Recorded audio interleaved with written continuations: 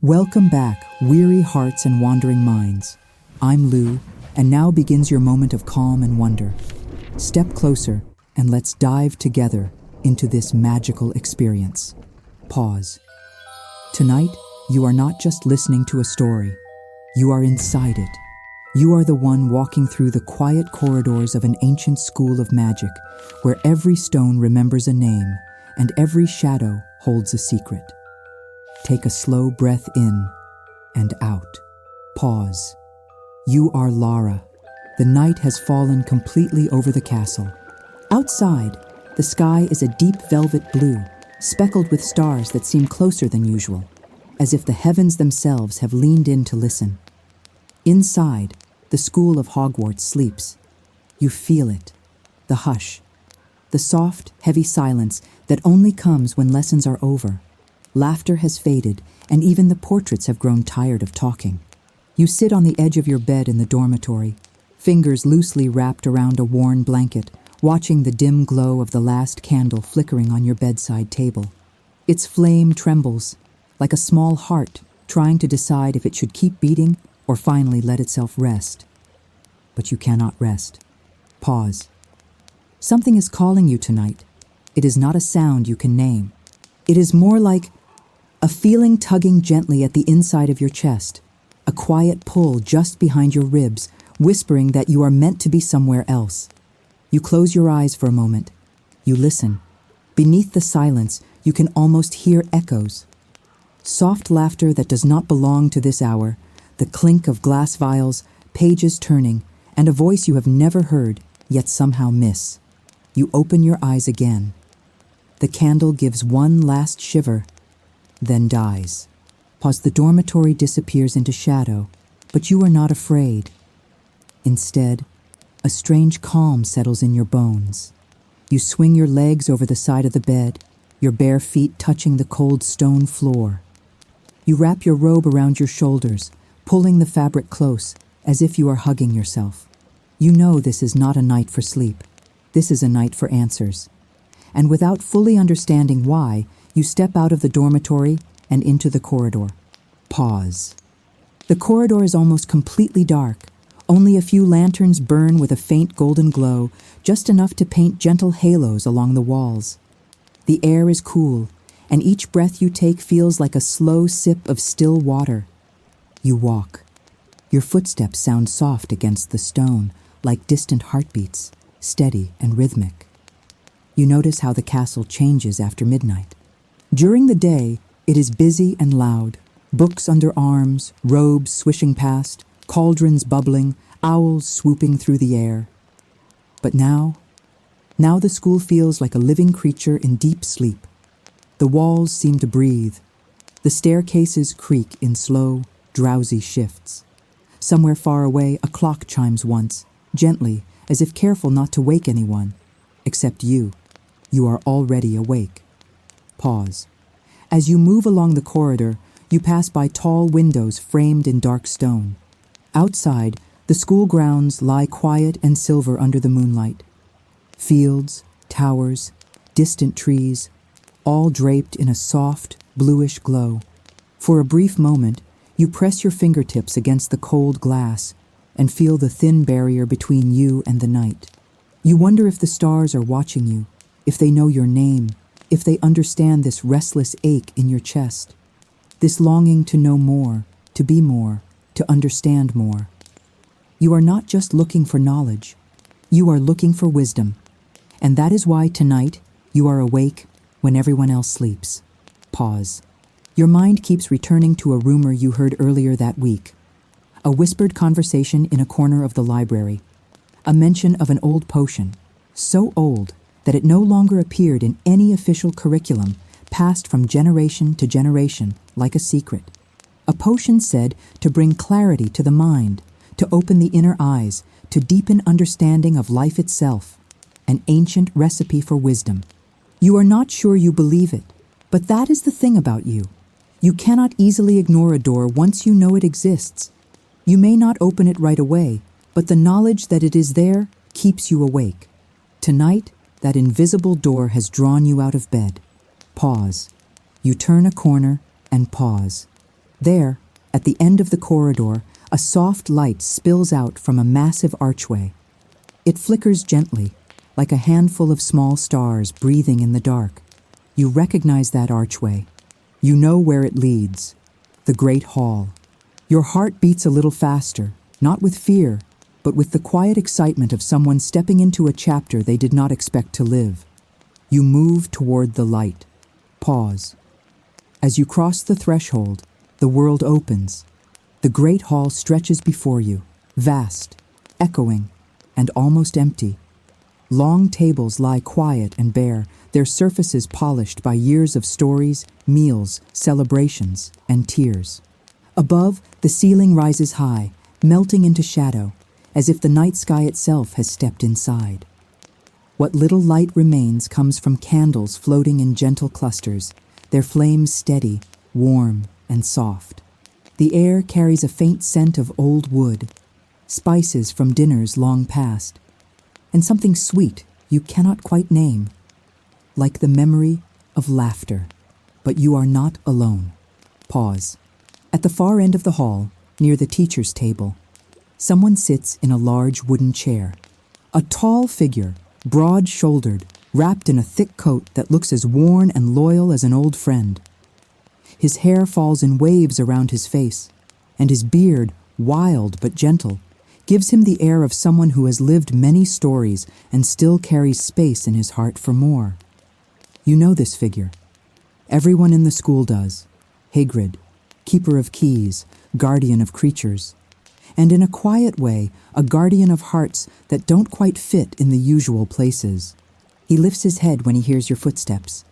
His eyes, warm and deep, find you immediately. A slow smile spreads across his face. "Well now," he says softly, his voice rolling through the hall like a comforting blanket. "What's a young one like you doin' wanderin' about after midnight?" Pause.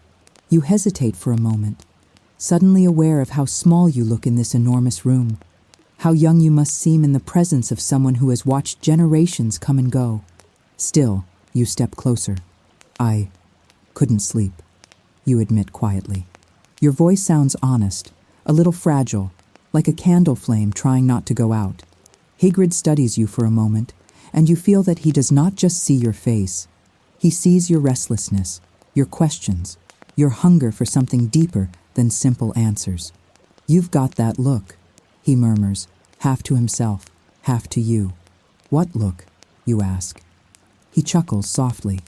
"The look of someone who's not just bothering about homework," he says.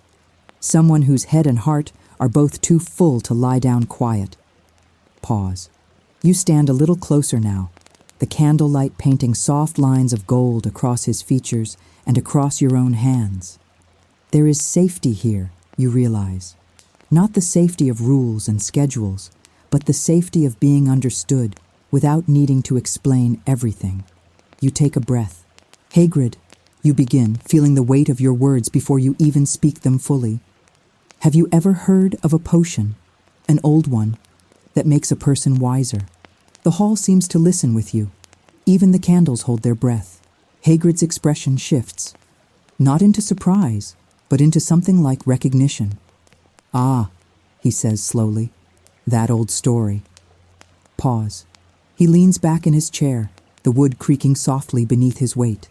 For a moment, he looks past you, as if staring through years and into a different time. "There's been talk of such a potion, that's true," he says at last. "Something brewing in the older corners of the school. Laboratories no one uses much anymore. Shelves full of dust and memories." Your heart gives a small, hopeful jump. "So it's real?" He looks back at you, eyes kind but steady. "That depends," he replies quietly. "On what you mean by real." Pause. You feel a mixture of frustration and curiosity rising in you. You are tired of half answers, of riddles wrapped in warm smiles. You want to know. You search for the right words, for the truth beneath all your questions. "I don't want to just memorize spells and pass exams. I want to understand things. Why I'm here, what it all means, how to make better choices, how not to waste the time I've been given. Your voice trembles slightly, but you do not look away. I thought maybe a potion could help with that. The confession hangs in the air like a delicate glass orb, transparent and vulnerable. Hagrid listens in silence, hands resting over his knees, eyes soft with something like pride. You're not asking for power, he says slowly. You're asking for wisdom. You nod. He breathes deeply, as if weighing an old decision once more. Most come looking for potions to escape something, he murmurs. But you're looking for a way to see better. He stands up, the movement filling the hall with a gentle, grounded energy. Well then, he says, his voice a little firmer now. If you're truly wanting answers, this isn't a conversation for the Great Hall. He gestures for you to follow. There are places in this school, he continues, where the air itself remembers what was once brewed there. Old laboratories, shelves still holding dust from experiments long forgotten. If there's any trace of this potion you're talking about, it'll be there. Pause. You feel your heart begin to race, not with urgency, but with a deep, slow excitement. The kind that says, you are standing at the edge of something important. You glance once more at the great hall behind you, the long tables, the floating candles, the quiet majesty of a place that has seen countless nights just like this one. Then you step forward, closer to Hagrid, ready to follow. As you walk beside him, the hall fades behind you, and the corridors of the castle stretch ahead like a river of shadow and soft light. Tonight, you are not just a student wandering after curfew. You are a seeker, and the school, with all its memories, seems to recognize you as such. Pause. You do not yet know that the answer you are looking for will not be found in a bottle, or in a recipe, or in a single, perfect moment. You only know this. You are walking toward the old laboratories, toward shelves that remember, toward a truth that will gently, patiently teach you that the greatest wisdom has been living quietly in the way you walk through each day all along. But that is a revelation for later. For now, you simply follow Hagrid into the sleeping heart of the castle, while the great hall after midnight closes its eyes behind you and returns to its dreaming. Pause. Dito por si, continui dito pelo chat GPT, pensado para sevenths. You walk beside Hagrid through the dim corridor, the echoes of your footsteps blending with the soft creaks of the ancient stones. For a while, neither of you speaks, and somehow that silence feels kind. Pause. The castle at this hour is not empty. It is simply quieter in its breathing. You can almost feel its attention on you, as though the school itself is watching gently to see what you will do next. Hagrid's large figure moves slowly but confidently ahead of you, a steady shape in the shifting candlelight. Every few steps, his lantern swings slightly, sending shadows sliding along the walls like sleepy ghosts. You know, he murmurs eventually, voice low and thoughtful. Most students never see the places we're going tonight. You look up at him. Why not? He chuckles softly. Because they're too busy running to tomorrow, he says, always thinking of the next exam, the next spell, the next achievement. They forget there's wisdom in looking back and listening to what's already been lived. His words settle quietly in you, like warm tea in a cold stomach. Pause. You turn another corner. The corridor narrows here, as if the school is tucking away a secret. Old stone arches lean over your heads, their surfaces worn smooth by years of hands, robes, and time. A faint draft carries a smell that is different from the rest of the castle. A mix of dried herbs, old dust, and something metallic, like the memory of potions that once steamed in cauldrons. You know before he even says it that you're getting close. Hagrid slows, then stops before a heavy wooden door. The wood is darkened with age, its surface lined with tiny cracks, like the wrinkles at the corner of wise eyes. A tarnished brass handle sits in the center, dull but still solid. This here, he says quietly, almost reverently, is one of the oldest potion laboratories in the school. Place hasn't been used regular in a very long time. He looks down at you. You sure you're ready to see what's inside, Laura? Your throat tightens for a moment, not with fear, but with the weight of the choice. You could go back to your bed. Pretend this night never happened. Let the questions fade with the dawn. But that isn't who you are. You nod. Yes, you say softly. I'm ready. To pause. Hagrid gives a single approving nod. He turns the handle carefully, and the door opens with a low groan, as though it is waking from a long sleep. The air that drifts out is cool and still, carrying the scent of dried ingredients, old parchment, and faint traces of long-evaporated potions. You step inside. At first, the room seems swallowed in shadow, but as Hagrid raises his lantern, light spills over rows of long wooden tables, each one crowded with glass vials, stained cauldrons, mortars, and scales. Shelves reach up the walls, packed with bottles in every shape and size, some labeled in tight, neat handwriting, others with labels faded beyond reading, and some bare, mysterious. Dust floats in the lantern light like tiny, wandering stars. You feel a shiver that isn't cold. This place is not just a room. It is a memory. Pause. You walk slowly between the tables. Your fingers hover just above the surfaces, careful not to disturb anything.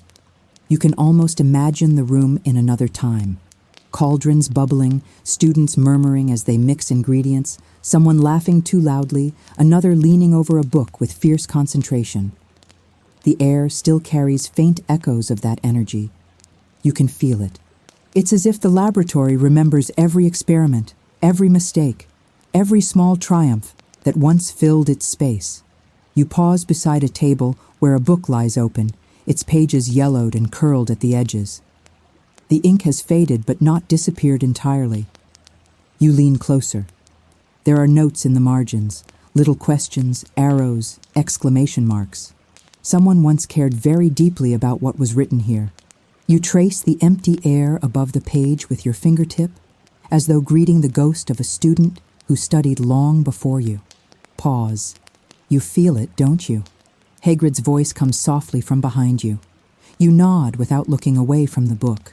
It's like the room is remembering, you say quietly. It is, he replies. Rooms like this don't just hold things. They hold feelings, intentions, the bits of us we leave behind when we're trying our best to learn. His words make your chest ache in a tender way. You wonder what this room will remember of you. Pause. You turn back to him. Do you know where I should start? Hagrid gestures to the shelves along the back wall. If there was ever a recipe for what you're asking about, he says, it'd be among the older collections, not the tidy books with printed titles, the rougher ones, hand-bound, written by people who were thinking as much about life as they were about magic. You move toward the shelves he's indicated. The wood groans softly under the weight of so many years. Your eyes scan the spines of the books. Stitched leather, frayed edges, colors muted by time. Your hand drifts along the row until, without quite knowing why, you stop on a narrow, unmarked volume with a cracked spine and uneven pages. Something about it feels quietly insistent. You pull it free. Pause. The book is lighter than you expect. Its cover is rough, almost like it was made in a hurry, from whatever material was available. You open it carefully. Inside, the writing is not neat. The ink shifts in size and pressure, as though the author wrote during different moods, different seasons of their life. But the content is meticulous. Ingredients listed, timings described, adjustments noted. You flip through slowly, and your breath catches when you see the title at the top of one page, written in large, deliberate letters, On the Brewing of Inner Clarity. Your heart beats a little faster. This is it. Or at least, something close to what you've been searching for. Hagrid, you whisper, turning the book so he can see. He steps closer, lantern light falling over the fragile pages. Aye, he murmurs. Looks like you found something important. Zach? You read aloud the first lines beneath the title, your voice soft but steady. This is not a potion for the mind alone, but for the heart that seeks understanding. It cannot be brewed by accident. It must be chosen with full awareness of the cost. You swallow. The cost? Hagrid's expression is unreadable for a moment, but not unkind. Every kind of wisdom asks for something in return, he says. Old fears, old comforts, old illusions you might be clinging to without knowing it. You can't pour new light into a space stuffed full of old shadows.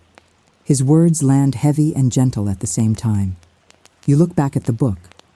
Below the introduction, you see a list of ingredients, not only physical ones, like herbs and crystals, but strange, symbolic instructions as well. A memory that still hurts, you read.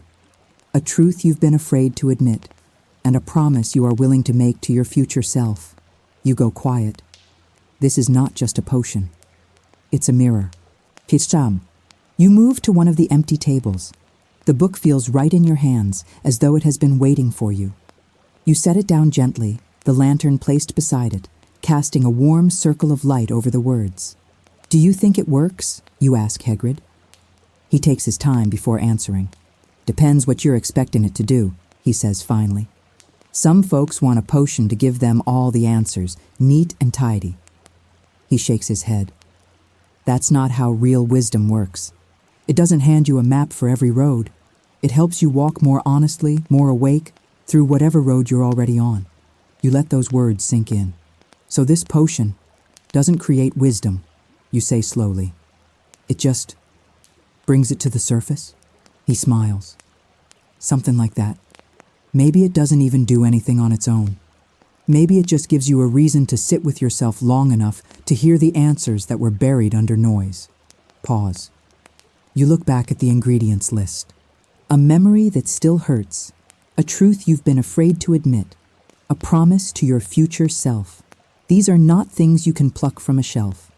They are things you have to pull from within.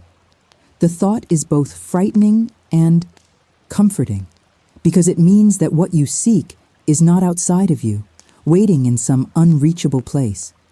It's woven into your own story. You just haven't listened to all of it yet. Pause. Can I try? You ask quietly. Your voice doesn't sound as uncertain as you thought it would. Hagrid studies you again, eyes deep and warm. You can, he says, but you should know something first. You hold his gaze. This is not a potion for curiosity alone, he explains. If you decide to brew it, you'll need to face yourself with honesty you might not have used before. It might sting a bit, but if you're truly ready to grow, it can be a beautiful thing. You feel a small tremor of fear, like the ripple on the surface of a pond when a stone is dropped in. But beneath that tremor, there is a calm certainty. You want this, not because it is rare, not because it is secret, but because you are tired of living on the surface of your own life. You want to see deeper. I'm ready, you say. Hagrid nods once, slowly, with the gravity of someone accepting a vow. All right then, he replies. We'll gather what we can from the shelves tonight. The rest, he taps the page lightly where the symbolic ingredients are listed. The rest will have to come from you. Pause. You spend the next while moving around the laboratory, collecting jars of dried leaves, small vials of shimmering powder, crystals that catch the lantern light and fracture it into gentle rainbows. Each item clinks softly as you set it on the table. The sound is soothing, like the quiet arrangement of pieces in a puzzle you are only beginning to understand. Every now and then, Hagrid points something out. Careful with that one, smells stronger than it is. That sprig there, it's for grounding, helps keep your thoughts from flying off while you're looking inward. You listen, absorbing not just the instructions, but the intention behind them. This isn't about impressing anyone. There is no audience, no grade. This is a conversation between you, the old wisdom of this room, and something quiet and patient inside your own heart. Pause. When you've gathered the necessary physical ingredients, you arrange them in neat groups on the table. The book lies open in front of you, the recipe waiting, its ink faded but still legible. You feel the weight of the symbolic ingredients as well, pressing gently on your mind, a memory that still hurts, a truth you've been afraid to admit, a promise to your future self. Those will not be added like powders or herbs. They will have to be poured in through your attention, your honesty, your willingness to feel. You take a slow breath in and out. Hagrid, standing nearby, folds his arms gently and watches. You don't have to do it all tonight, he says quietly. Sometimes the heart needs more time than the hands. You nod, but you already know that something has begun.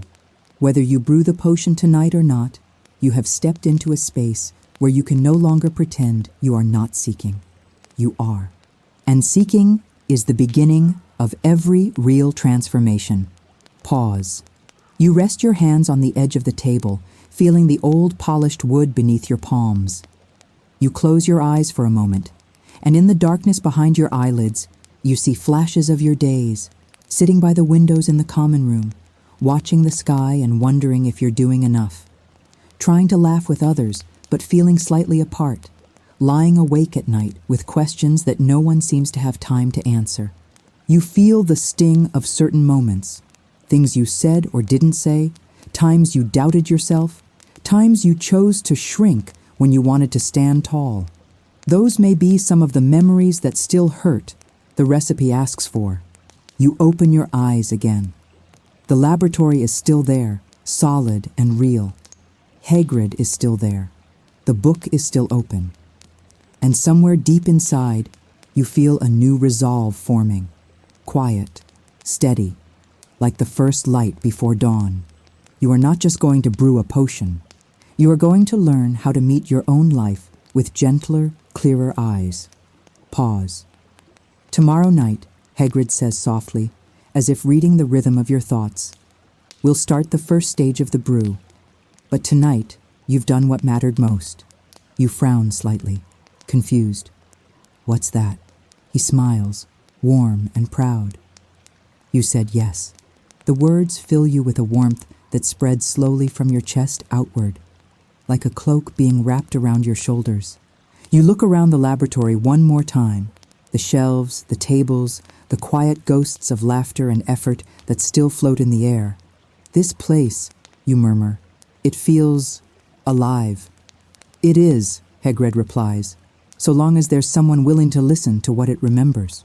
Pause. As you leave the laboratory with him, lantern light guiding your path back through the corridors, you feel different, even though nothing visible has changed. Your questions are still there. Your doubts are still there. But now, you have a direction, not a perfect map, just a small, glowing path ahead of you, leading toward deeper understanding. And somewhere, in the quiet corners of the castle, the great hall after midnight, and the old potion laboratory hold your presence like a bookmark, saving this chapter of your life so you can return to it whenever you need to remember who you decided to become tonight. Pause. You walk back toward your dormitory, heart a little calmer, mind a little more open.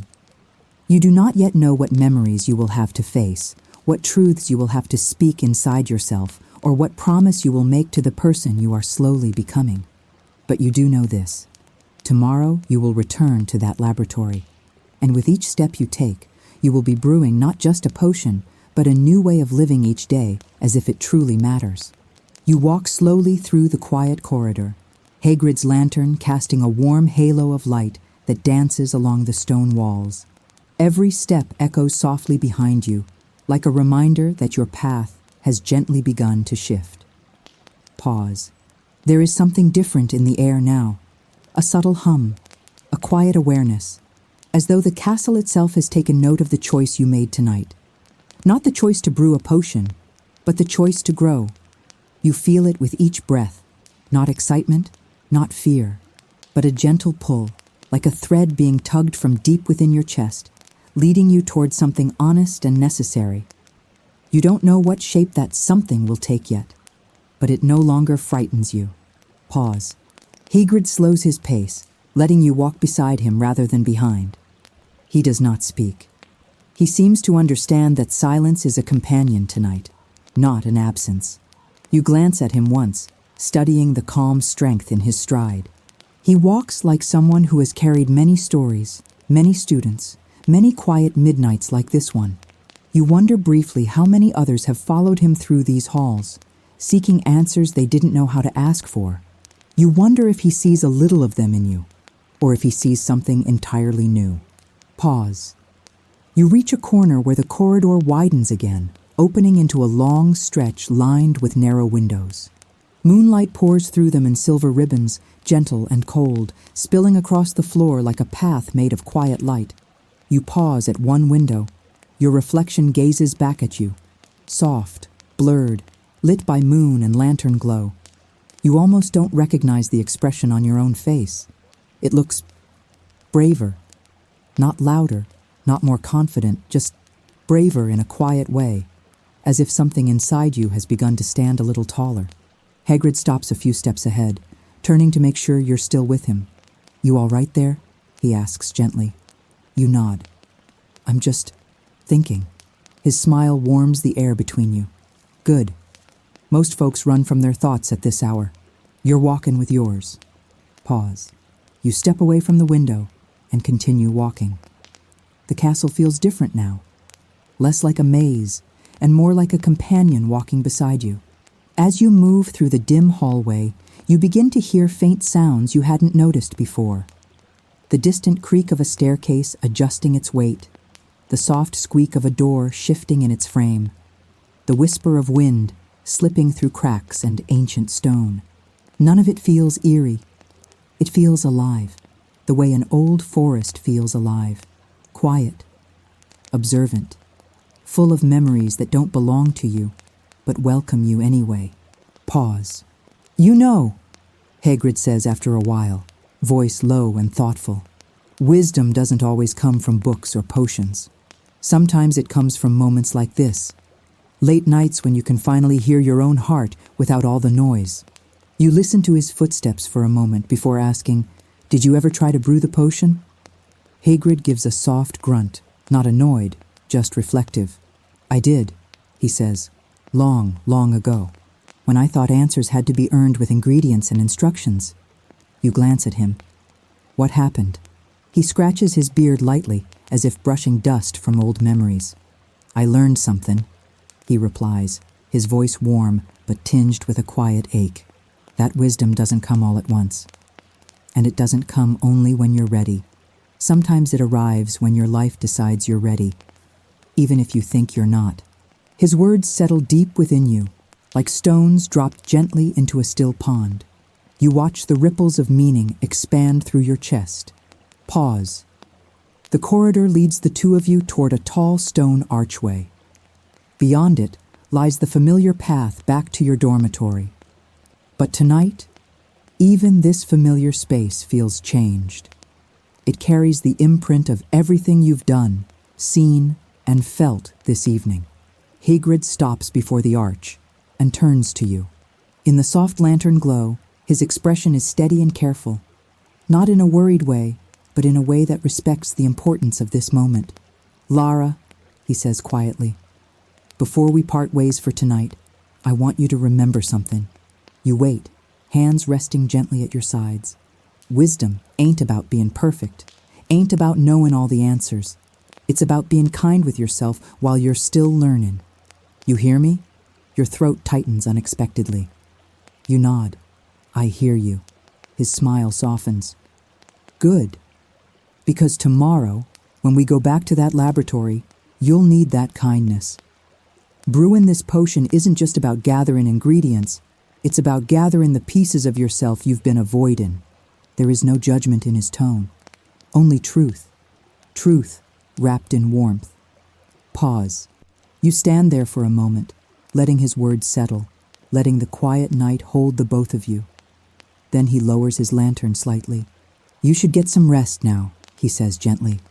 "Your heart's done a lot of work tonight, and tomorrow will ask even more." You nod again, this time with a softer, deeper understanding. "Good night, Hagrid." He dips his head. "Good night, Lara." Pause. You step through the archway and begin the last stretch of hallway toward your dormitory. The air feels softer here, as though the castle itself knows you're heading toward sleep. With each step, your thoughts shift gently.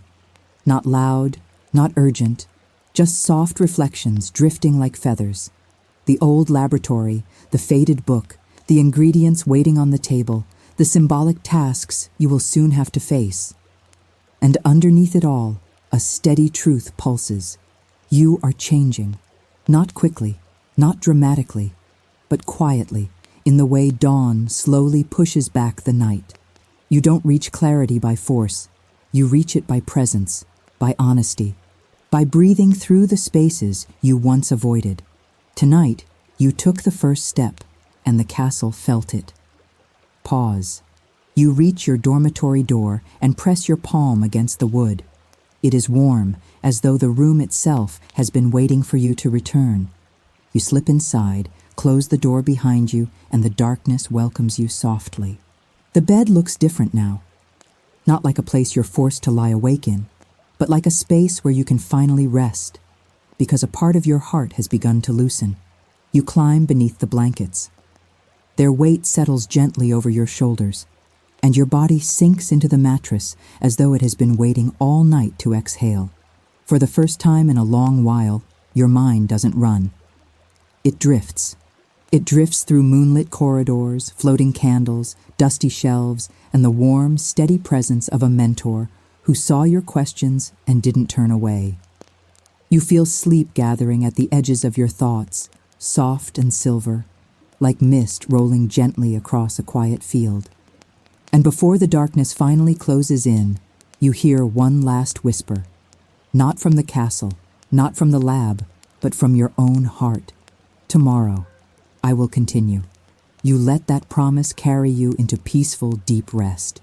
You wake before the sun rises, though the sky outside your window is still wrapped in soft, bluish darkness.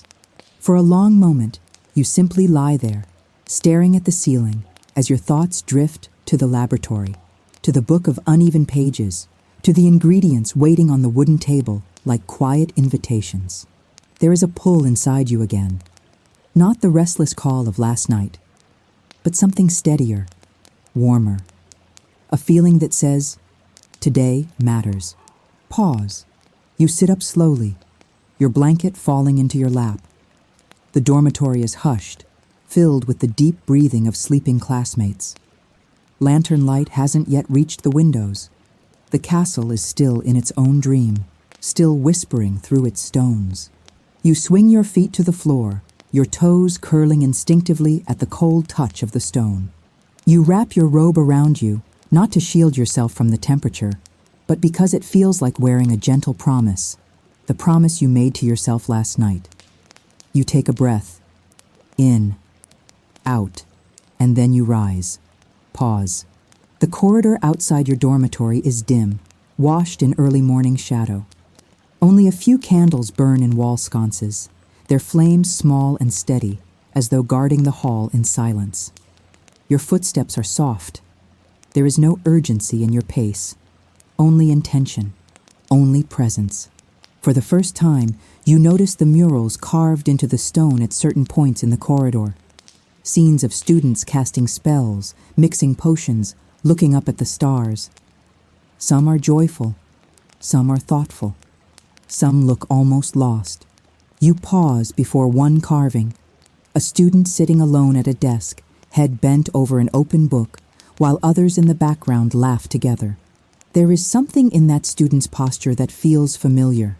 You lift your fingers, tracing the outline of the carved robe, the bowed head.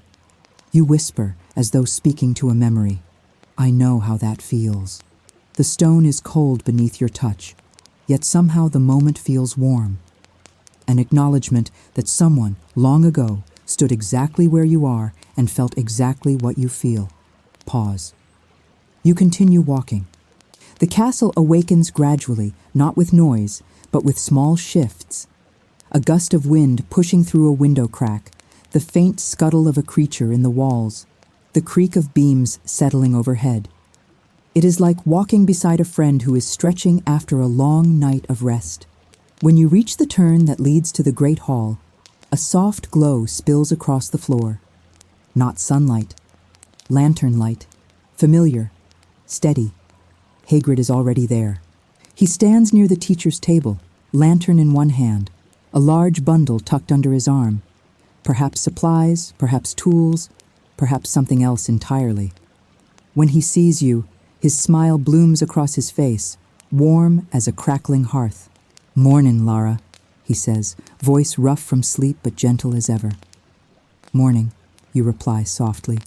He studies your face for a moment, as though checking for doubt, hesitation, fear. But you don't feel any. Not anymore. "You slept?" he asks. You nod. For the first time in a while. He chuckles quietly. "That's what a clear intention does. Let's hope it keeps up." Pause. He motions for you to walk beside him and leads you out of the great hall, down the same corridor you walked last night. But everything feels different. Last night, you walked as a seeker in the dark, uncertain, curious, a little undone. This morning, you walk as someone who has chosen a direction. There is a clarity in your steps, even if the destination is still foggy. The castle seems to recognize this shift. Its silence is less heavy now, less mysterious. More like it is watching over you, rather than testing you. Pause. When you reach the old laboratory door, Hagrid pauses. He doesn't open it right away. Instead, he turns to you. "There's something you need to know before we begin," he says, tone low and sincere. You meet his gaze. "What is it?" He takes a breath, as though pulling the words from somewhere deep inside. "The potion is symbolic, aye, but it's also real in its own way, not in the flashy, spark-flying sense, but in how it changes the one who brews it." You feel a small flutter in your chest. He continues, "Today, you'll start gathering the inner ingredients, the memories, the truths, the promises, but that means something else too." "What?" you ask. "You'll have to sit with parts of yourself that don't feel comfortable, and you'll have to be honest with me and with yourself when something hurts." You swallow. The truth of his words sits between you like a quiet candle flame. Warm, steady, unavoidable.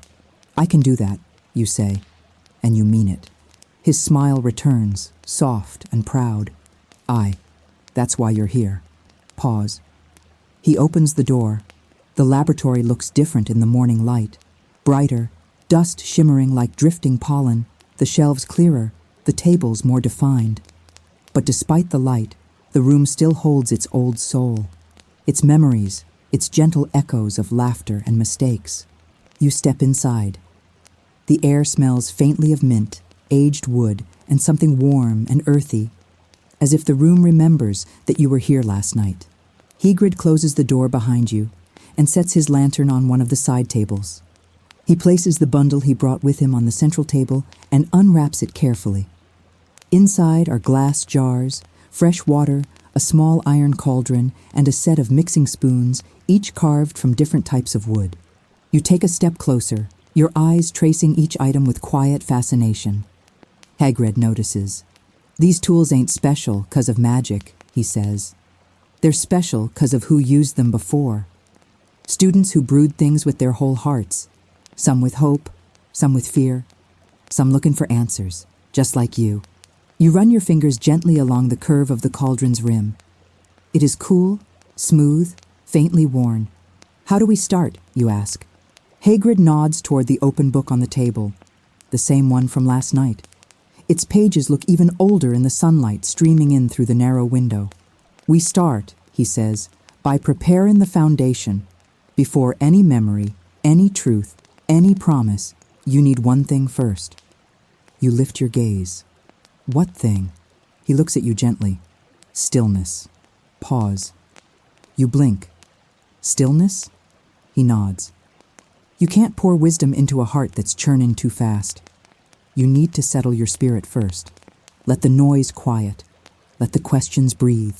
He kneels beside the cauldron and gestures for you to sit across from him. You lower yourself to the floor, legs folded beneath you. The stone is cool against your skin, but somehow grounding, like sitting at the root of something ancient. Hagrid pours clean water into the cauldron, the surface rippling gently. "This water," he says, "represents your mind. Not what you think, but the space where your thoughts live." You watch the ripples settle. They take their time, just like you. "Before we add anything," he continues softly, You have to learn how to breathe with it. You look up. How do I do that? He smiles faintly. By being here, right now, not yesterday, not tomorrow, not in fear, not in expectation, just here. He places a large, warm hand on his own chest. With yourself. Pause.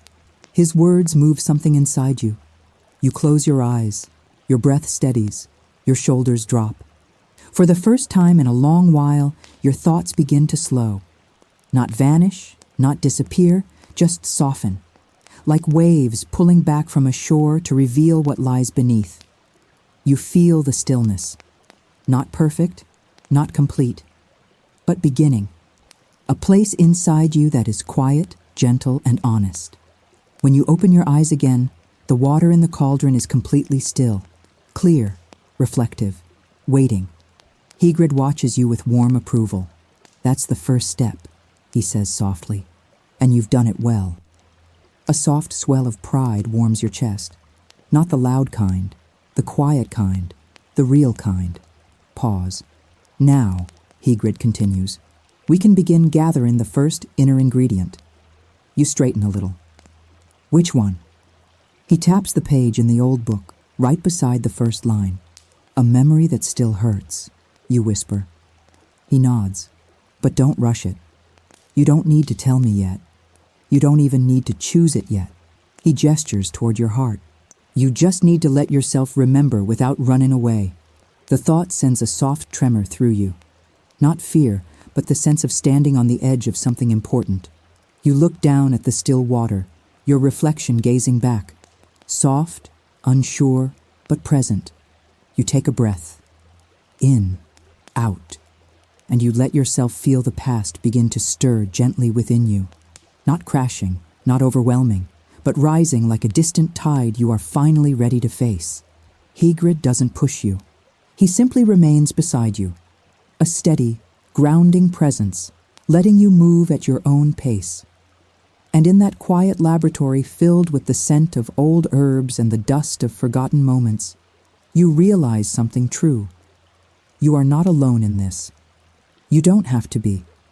The journey toward wisdom is beginning, not with answers, but with stillness, honesty, and the courage to look inward.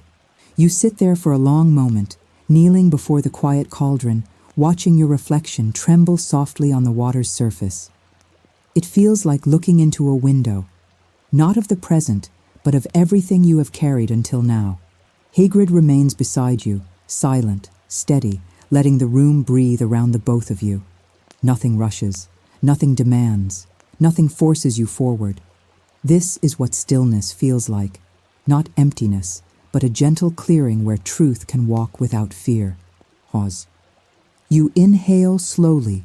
The air tastes faintly of old parchment and forgotten herbs, and beneath that, something else, something like anticipation, warm and fragile, settling deep in your chest.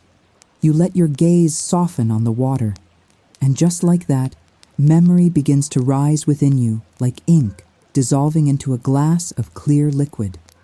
It starts as a feeling, not full images, not full stories, just the ache of something you never made time to face.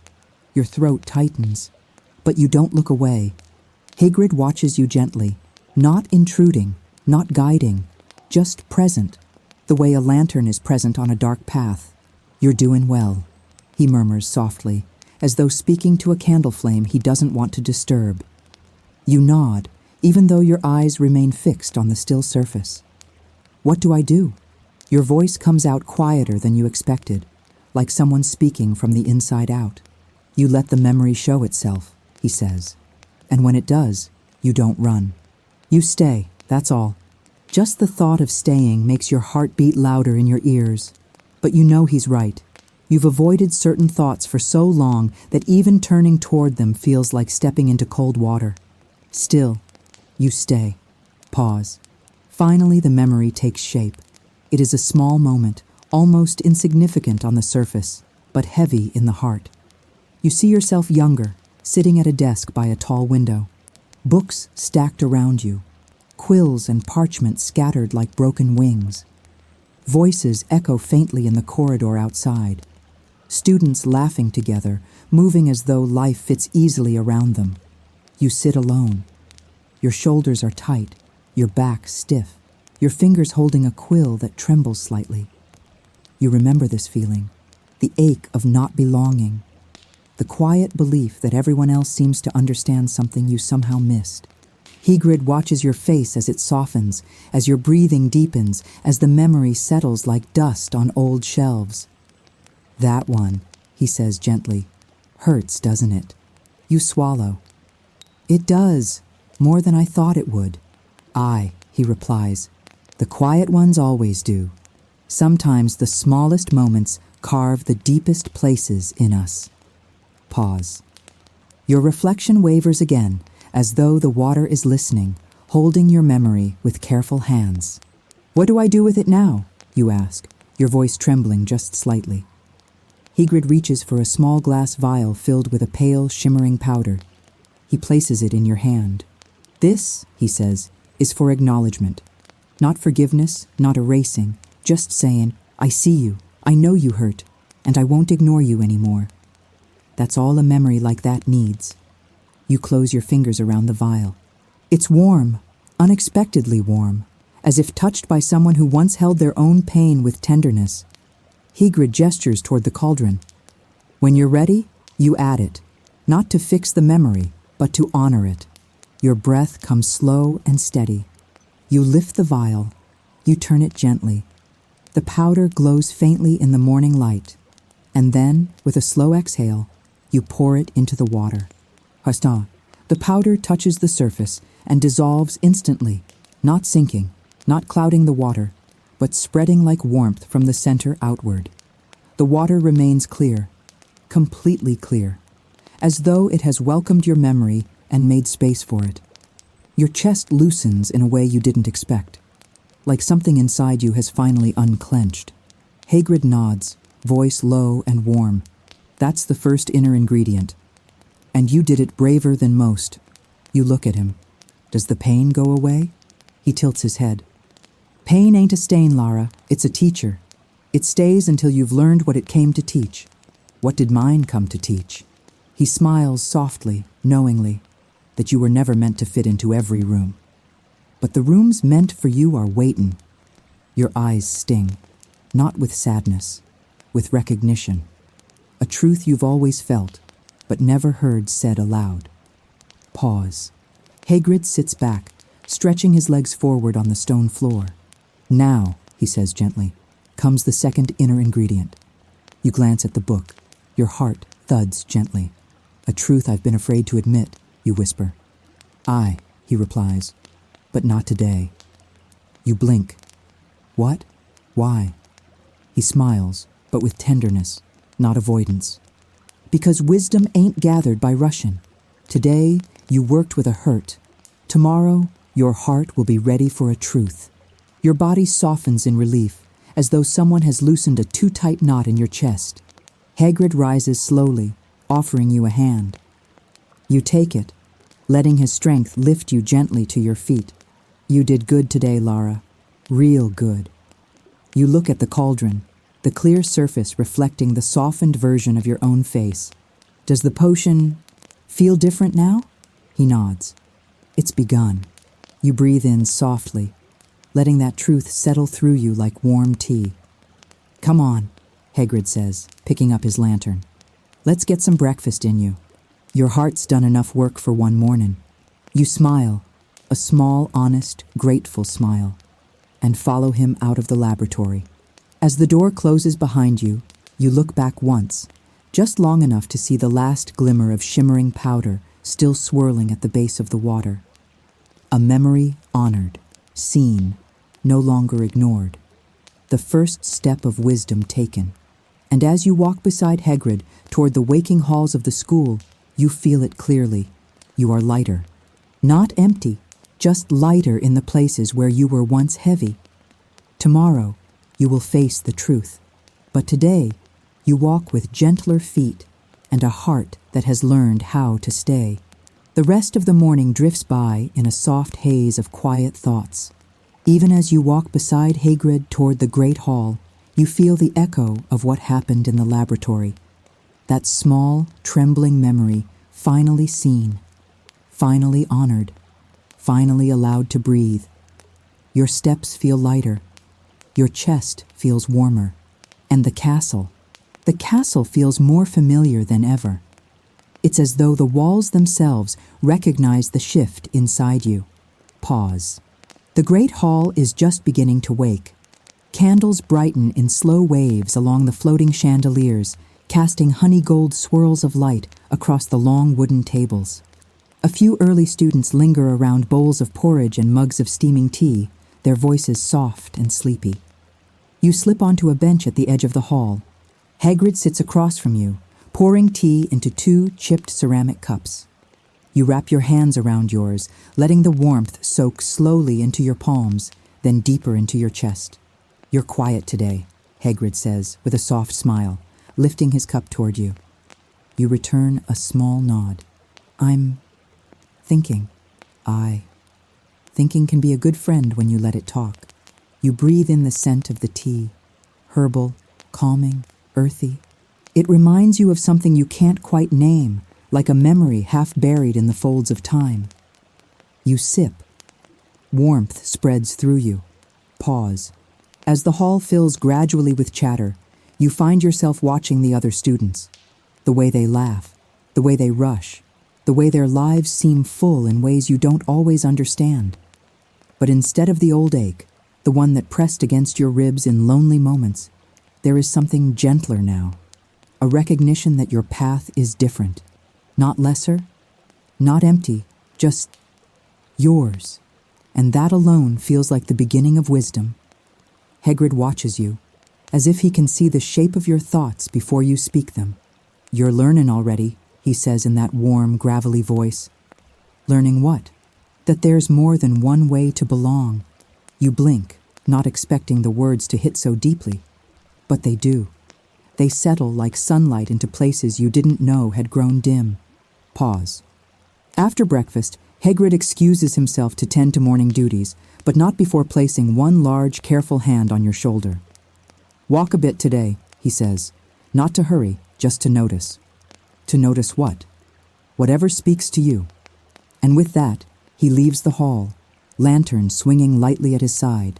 You remain seated a moment longer, your hands wrapped around the warm ceramic cup, your mind drifting like a leaf caught in a gentle current. Notice. The word lingers in your chest. You stand and walk out into the corridor. Pause. The castle is brighter now. Sunlight slips through high windows in angled beams, catching particles of dust and turning them into floating sparks. The air feels fresh, washed clean by the quiet work of morning. You wander without a map, letting your feet choose the direction while your thoughts move in soft circles around your heart. At first, you don't notice anything unusual. Just the familiar corridors, the soft chatter of early classes beginning, the rustle of robes. But then, something catches your eye. A framed piece of parchment hung slightly crooked on the wall. Old, yellowed, edges curled like the corners of a long-held smile. You step closer. It isn't a portrait nor a spell chart. It's a simple list of names, students who once stood out in some forgotten class. Most of the ink has faded, but a few names remain readable. You don't know any of them, yet your fingertips rise instinctively to trace the letters. There is something comforting about it, a reminder that countless others came before you, each with their own doubts, their own dreams, their own long, quiet nights, seeking answers just like you. You whisper, almost without meaning to. "I wonder what they were searching for." The corridor doesn't answer, but it feels like it's listening. Pause. You continue walking. Outside, through a tall window, you glimpse the courtyard, still empty, still draped in dew. You push the door open, stepping into the cool air. The scent of wet stone and fresh grass fills your senses. You close your eyes for a moment, letting the breeze brush across your cheeks like a gentle hand. When you open them again, something draws your attention to the far end of the courtyard. A small stone bench nestled beneath an archway of ivy. You walk toward it, each step slow, mindfully placed. When you sit, the stone is cool beneath you, but not unkind. It feels solid, grounding. You exhale. And as you do, a surprising thought rises.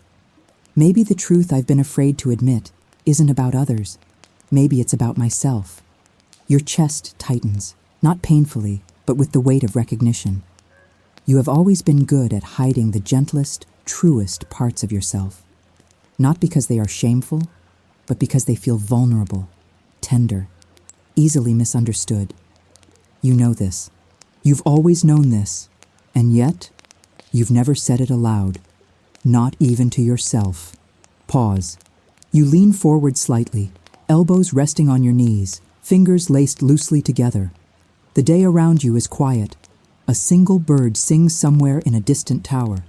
The air smells of morning. You whisper, barely loud enough to hear yourself. I pretend I'm fine even when I'm not. I pretend I don't care even when I do. And I pretend I'm alone, because it feels safer than hoping someone will understand. The words fall softly into the space in front of you. No echo, no judgment, just truth. Simple, raw, unhidden. Your eyes sting, but you don't look away from the feeling. For the first time, you allow the truth to sit with you without pushing it away. And strangely, it doesn't break you. It softens you. It makes room inside your chest where tightness used to be. Pause. You sit with it for a long moment, breathing quietly, letting the morning hold you. Then you rise. Not with urgency, but with clarity. You know what you need to do. Not the whole path, just the next step. And sometimes, that's enough. You turn back toward the castle, toward the corridors, toward the laboratory waiting in shadow. And as you walk, you feel it, like a warm thread pulling gently from within. Tomorrow, you will face the second ingredient, the truth you have now found. But today, you are allowed to simply hold it with tenderness. The sun climbs a little higher, light spilling across the stone floors as you disappear into the corridor. Your steps soft, your heart open, your journey deepening with every quiet breath. You walk slowly through the corridor, your fingertips brushing lightly against the cold stone walls as you move deeper into the heart of the castle. The truth you whispered in the courtyard still lingers in your chest, not heavy, not sharp, but warm in the way honesty becomes when it finally has a place to rest. You feel different now. Not stronger exactly, but clearer, like a fog inside you has thinned just enough for you to recognize the shape of your own feelings. The castle seems to sense it too. The air feels gentler around you, the light softer, the silence more welcoming, as though the school itself approves of the courage you showed this morning. Pause. You don't go back to your dormitory. You don't seek company. Your heart leads you down a quieter path, one lined with narrow archways and long tapestries that ripple faintly each time a draft whispers through the corridor. As you walk, you notice small details you've missed before. Faint runes carved near the base of a column, a single wooden beam patched carefully with old magic, a crack in the floor where someone once dropped something heavy and never bothered to repair it. These little traces of life, imperfect, unnoticed, make the castle feel less like a monument and more like a home. You let your hand trail along a windowsill worn smooth by generations of curious palms. When you look outside, sunlight is beginning to spill over the edges of the distant hills, turning the morning sky into soft strokes of peach and gold. You exhale deeply. Your breath fogs the glass for a moment, then fades, just like fear does when seen with compassion. Pause. Your feet eventually lead you to the one place in the castle you did not expect to crave this early in the day, the old potion laboratory. Even from outside the door, you feel its presence, not calling you, but welcoming you. A quiet pulse of familiarity. You rest your palm against the door, closing your eyes for a brief moment. The cool wood hums faintly beneath your touch, as though it remembers your presence from last night and earlier this morning. You push the door open. Inside, the room glows with thin rays of morning light slipping through the high, dusty windows. The cauldron rests where you left it, water still clear, surface smooth as glass. Your reflection wavers lightly on it, a softer version of yourself, one that has been gently reshaped by honesty. The tables are quiet, the shelves stand in patient rows, and every jar, every book, every forgotten ingredient seems to lean slightly toward you as if curious to see what you'll bring into the room today. You step forward, not hesitant, not rushed, just present. Pause. You sit beside the cauldron, letting the stone floor cool your legs as you fold yourself carefully into place. Your fingers hover over the rim for a moment before you touch the water again. It is cool, still. Listening. You whisper into the quiet room as though the walls might respond. I thought I was alone more often than I really was. Your voice doesn't shake. It flows, soft, honest, real. You lift your gaze to the open book on the table, the page where the old instructions wait, a truth you've been afraid to admit. You know exactly what yours is. You found it this morning, sitting under the ivy archway. You were afraid of being seen. Not your face, not your mind, but the softest parts of your heart, the parts that hope, the parts that long, the parts that fear being misunderstood. You realize now that the fear wasn't about others failing to understand you. It was about you not allowing anyone the chance. That realization lands quietly in your chest, like a single feather settling onto still water. Pause. There is a jar on the table filled with a faintly glowing, opalescent dust, the ingredient that symbolizes truth. Hagrid placed it there earlier without comment, as if he already knew you would find your truth in your own time. You lift the jar now, holding it in both hands. The dust inside shifts like slow-moving light, turning soft shades of silver and pearl as you tilt the glass. You pour a small amount into your palm. It sparkles faintly, like captured breath. You hold it above the cauldron and whisper the truth you've uncovered. I hide parts of myself because I'm afraid they won't be held gently. The words slip out of you with surprising ease. Not because they're simple, but because keeping them inside has grown too heavy. You open your hand and let the shimmering dust fall. It touches the water silently. No crackle, no hiss, no smoke. Just a soft ripple spreading outward in a perfect circle. Your reflection trembles, reforms, trembles again. And then the water clears, as if the truth you offered has been absorbed with gratitude. Pause. You stay there for a long moment, hand hovering above the cauldron, watching the ripples fade into stillness. Your chest feels different now, not lighter, not heavier, but wider. Like there is suddenly more room inside you for breath, for honesty, for growth. The laboratory holds you in silence, not an empty silence, but a comforting one. A silence that says, you did well. Footsteps approach. You look toward the doorway and find Hagrid standing there, watching quietly as though he arrived just in time, yet knew better than to interrupt you. He steps inside and sits beside you on the floor, his presence grounding in a way that no spell could mimic. He doesn't ask what truth you offered. He doesn't ask if it hurt. He doesn't ask if you're all right. Instead, he looks at the cauldron, then at you, and says in a low, warm voice, "It's changin', and so are you." You nod, your throat too full to speak. He places one massive, gentle hand on your back, a touch so steady it feels like being anchored to something ancient and kind. "You're halfway there," he murmurs. "The last ingredient is a promise to the self you're becoming." You swallow softly. "A promise?" "Aye. Not the kind you make to others, the kind you make to your own spirit." You close your eyes. The idea is both beautiful and frightening. "What kind of promise?" "The kind," he says gently, "that asks you to keep living as honestly as you've started today." Pause. The words settle into your chest, not heavy, but certain. The third ingredient awaits. Your promise, your future, your unfolding. But for now, you rest beside the cauldron, the water reflecting the person you are becoming. A little braver, a little clearer, a little more willing to be seen. Tomorrow, you will find the promise. But today, you have already transformed. You sit beside the cauldron for a long while, your breathing syncing with the faint shimmer of the water as it settles into stillness again. There is no rush, no expectation, only quiet, the kind of quiet that allows truth to take root. Hagrid doesn't speak.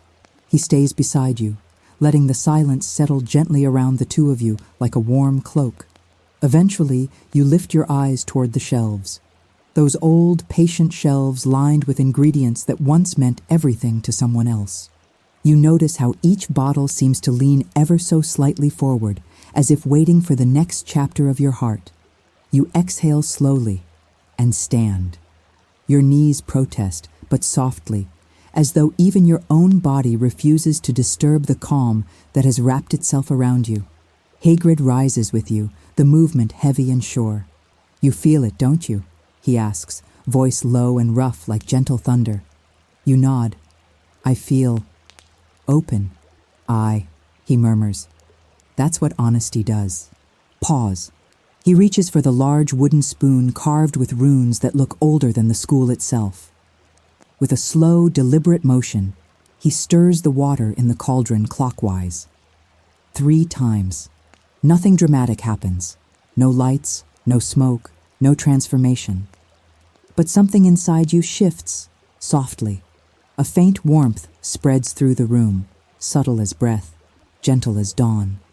When the water stills again, Hagrid sets the spoon aside and looks at you with that deep, quiet knowing he always seems to carry. There's one more thing you need today, he says. You tilt your head. What is it? Space. You blink. Space? Aye. You can't force a promise. You can't drag it out. A promise to yourself has to come gentle, come honest, come when your heart decides it's ready. You let the words settle. They make sense. Deep sense. Like something you already knew, but needed someone to speak aloud so your spirit could hear it clearly. What should I do then? He smiles. Live today. Walk. Breathe. Let the promise find you. The simplicity of it feels strangely profound. Pause. You leave the laboratory with Hagrid at your side, the door closing softly behind you as if careful not to disturb the lingering magic inside. The corridor outside is warmer now, sunlight reaching deeper into the stone arches. Your footsteps echo lightly, not with heaviness, but with newfound clarity. As you walk, you feel the castle differently. Not just as a school, but as a place with a heartbeat, a place that responds to your inner shifts, a place that has seen countless students stand exactly where you are now, at the edge of who they were and who they are becoming. Hagrid walks with you until the corridor widens. Here, the morning light is soft and golden, the air cool but gentle. He stops. His lantern swings lightly from his hand. This part, he says, you walk alone, just for a while. You nod, feeling the truth in his words. Will you be here later? He chuckles. Lara, I'm always here, but today ain't about me. It's about you hearing your own voice without mine whispering nearby. There is warmth in his words, no distance, just trust. He steps back a little, giving you space in the corridor, literal and spiritual. You take a breath, slow and steady, and begin walking. Pause. At first, you simply follow the flow of the castle, up staircases that shift beneath your feet, down halls bathed in soft morning glow, past doors half open that seem to hum with stories. Your thoughts move gently with you, not swirling, not racing, just drifting like quiet leaves on a slow river. You think of last night, the great hall after midnight, the lantern glow, the feeling of being guided. You think of the memory you honored, the truth you offered, the water accepting it with such silent grace. And you think of the promise you haven't made yet, the one waiting somewhere inside your chest. You aren't sure what shape it will take, but you know it is growing. Pause. You turn a corner and find yourself in a long, high-ceilinged corridor lined with tall, arched windows. Sunlight pours in like liquid gold, pooling on the floor, warm and bright. You stop. The warmth touches your face, your hands, your heart. For a moment you feel as though the light itself is trying to speak to you. You step closer to the largest window. Outside, the grounds stretch far, green, alive, peaceful. The lake glitters in the distance. A few early birds dance through the sky. And in that still moment, standing in the corridor with sunlight painting your face, another truth rises. You have spent so long waiting for someone to choose you that you forgot you can choose yourself. The realization is gentle, but it opens something deep within you. A door you didn't know you had kept locked. You whisper, barely louder than breath, "I want to be kinder to myself than I've ever been."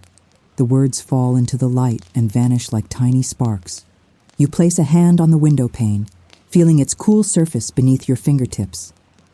A promise begins to form, not fully, not clearly, but like the first brushstroke of a sunrise you know will eventually fill the sky. Pause. You wander again.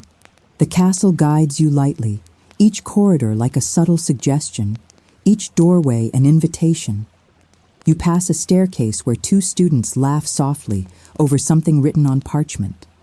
You pass a quiet alcove where someone reads with their knees pulled to their chest. You pass a tapestry depicting a garden, lush, overgrown, beautiful, yet oddly peaceful, and something inside you whispers, "I want to grow without rushing. I want to bloom in my own time." Your promise is taking shape. You feel it now, like something warm beginning to glow within your ribs. Pause. Eventually, your steps bring you outside, into a courtyard wrapped in gentle wind that carries the scent of grass and the faint sweetness of blooming flowers. You sit under a tall willow tree, its branches swaying softly above you, casting moving shadows across the ground. The world here feels slower, safer, as though the tree itself is listening. You place your hand over your heart, close your eyes, and let your breath guide you inward. Your thoughts gather softly. The memory you acknowledged, the truth you admitted, the honesty you allowed. And then, quietly, clearly, your promise reveals itself. You whisper it into the shade of the willow. "I promise to stop shrinking just to make myself easier to ignore. I promise to walk forward with gentleness and courage, even when I feel unsure. I promise to value myself as someone worthy of becoming wise." The air around you stills, not windless, but attentive. A moment held. Your heart expands in a single sweeping breath. That was the third ingredient. You feel it, not like fireworks, not like some grand spell, but like a new pulse inside your chest. Steady, true, alive. Pause. When you return to the castle, the corridors feel different again, clearer, wider, as if you are walking through them with an entirely new posture, not louder, but taller in the quietest way. You make your way toward the laboratory, not hurried, not anxious, just ready. You open the door and find Hagrid waiting inside, as though he knew the exact moment you would return. One look at you, and he smiles. "A promise," he says softly. "Found you." You nod, a warm glow filling your chest from the inside out. It did. He lifts the wooden spoon once more, gesturing toward the cauldron. "Then it's time," he murmurs. "Let's finish what you've begun." You step into the laboratory with a quiet confidence you didn't have yesterday. It's not boldness. It's not certainty. It's something softer, the sense of someone who finally knows what they carry inside. The room greets you in its familiar hush. Sunlight pours through the upper windows in gentle streams, illuminating the dust in the air like drifting constellations. The cauldron sits exactly where you left it, the water still clear, still reflective, still waiting. Hagrid watches you enter. There is something in his expression, something steady, something proud, something anciently gentle. "You feel different," he says quietly. You nod. "I think I am." He chuckles under his breath. the sound deep and warm. Good. That's what happened when a person speaks truth and means it. He steps aside to give you space at the table. True space, the kind that says, this moment belongs to you. Pause. You move toward the cauldron and kneel beside it again. But this time, your posture is different. Your shoulders don't fold inward. Your hands don't tremble. You aren't a visitor in your own heart anymore. You're a resident. Hagrid places a small glass vial beside you. Inside is a faintly glowing liquid. Soft gold, neither bright nor dim. The final ingredient, he murmurs. The one no potion can brew for you unless you've already found it yourself. You look at it, at the warmth pulsing gently within the glass. My promise, you whisper. You pick up the vial carefully, holding it between your palms. It's warm, warmer than the truth dust was, warmer than the powder for the memory. It feels alive somehow. You close your eyes. Your promise echoes again inside you. The vow you made beneath the willow's shadow, the vow that still glows quietly behind your ribs. I promise to stop shrinking. I promise to be gentle and brave. I promise to value myself as someone who can grow. The words reverberate through you, not as sentences, but as a feeling that spreads like soft light. You open the vial. Pause. The liquid glimmers softly as you lift it above the cauldron. It doesn't drip. It flows, slow and smooth, like warm honey carrying your promise in every shimmering thread. When it touches the water, the surface doesn't ripple outwards. It pulls inward, as though drawing your promise straight into its center. Light blooms through the cauldron, not bright, not explosive, but gentle, like the glow of a lantern beneath thick blankets, like dawn seen through half-closed eyes. The water turns a soft golden hue, swirling slowly, folding into itself. Hagrid watches silently. He does not touch the cauldron. He does not speak. This moment is yours. You feel the faint warmth rise from the potion. Not heat, not steam, just a quiet warmth that brushes your cheeks, your hands, your heart. Your promise has been received, and your journey has completed its circle. Pause. The swirl of golden light begins to fade, settling gently until the water is still again. But it is no longer clear. It has taken on a soft, luminescent glow, a color that looks like sunrise caught in liquid form. Your reflection appears on the surface, softly outlined, warmly lit, almost unfamiliar.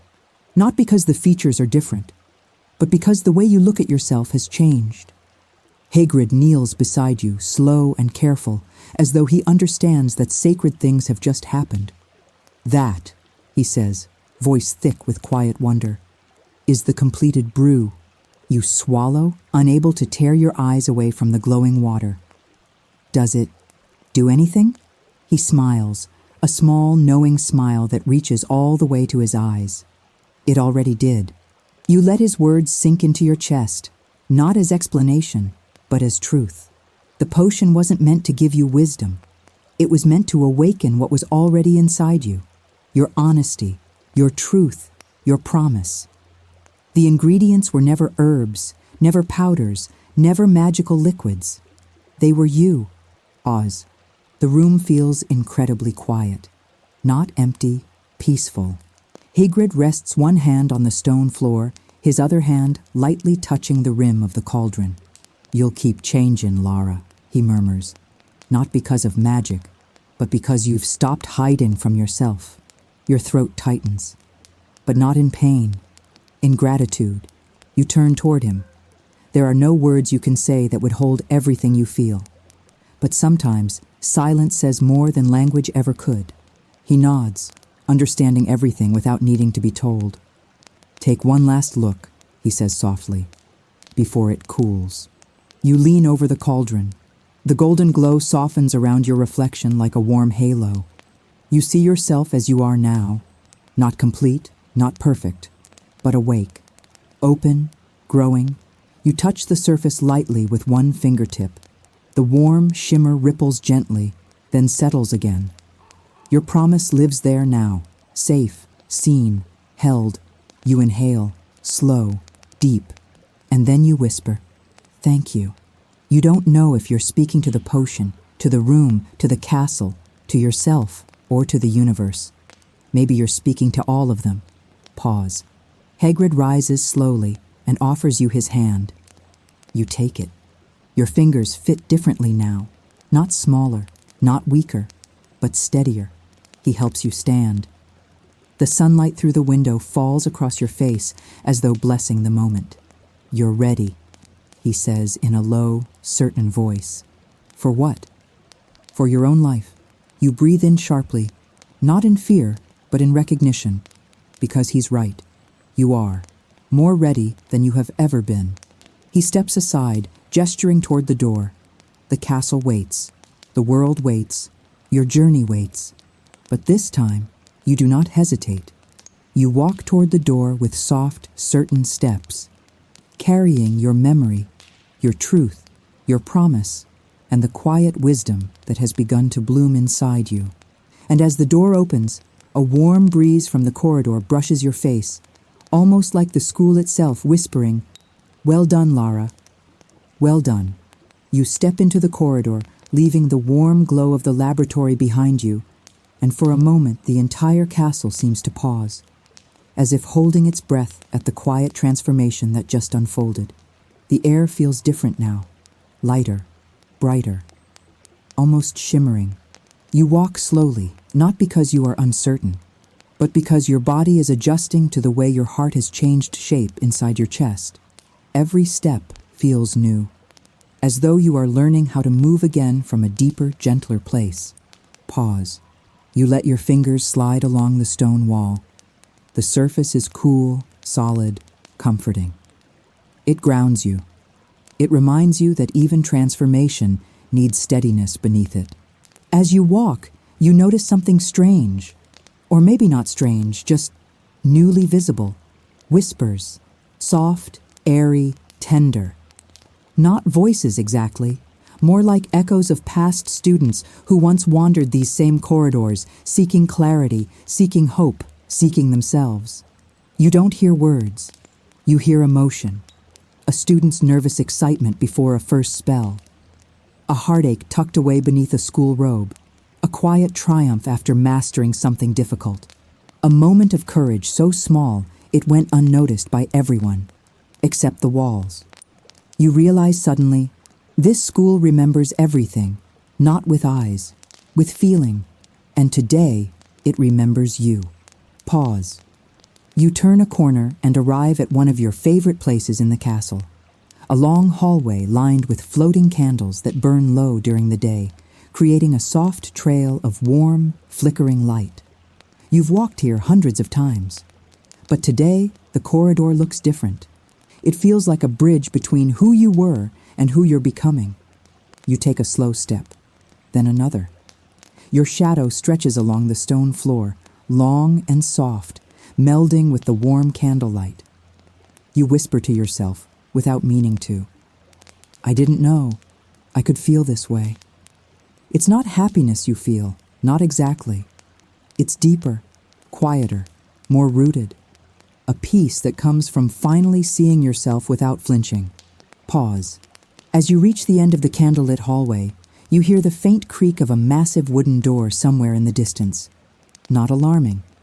Just the castle shifting its weight, as though settling into a new position. You smile. The castle is alive, and today it feels like it is smiling back. You walk toward the great hall. You don't rush. You don't hesitate. Your steps fall into a steady rhythm, guided not by thought, but by the new calm inside you. When you enter the hall, sunlight pours through the enchanted ceiling, painting the long tables in soft streaks of gold and pale blue. The sky above looks peaceful, a gentle, rolling morning light that seems to bless the stones beneath your feet. You stand at the entrance for a moment, letting the atmosphere wrap around you. You remember the night you came here, restless and unsure, guided only by a feeling. You remember seeing Hagrid in the dim glow of lantern light, waiting at the end of the hall, like a gentle giant carved into the morning. And now, as the hall hums quietly with life, you realize something. You aren't the same person who walked in that night. Pause. You walk slowly to a long wooden table near the windows. The scent of warm bread and cinnamon drifts through the air, comforting and familiar. Students chatter softly around you, not loud, not overwhelming, just a gentle murmur that blends into the peaceful morning. You sit. Your hands rest on the surface of the table, fingers tracing the tiny grooves left by years of use. When the sunlight touches the table, you notice tiny specks of gold in the wood, almost invisible unless the light hits them just right. It reminds you of your promise, something small, something hidden, something powerful when illuminated. You breathe in, slow, deep, present, and in that moment, the world inside you aligns with the world outside. Quiet, warm, whole. Pause. You feel someone approaching even before you hear him. A familiar weight to the air, a familiar warmth.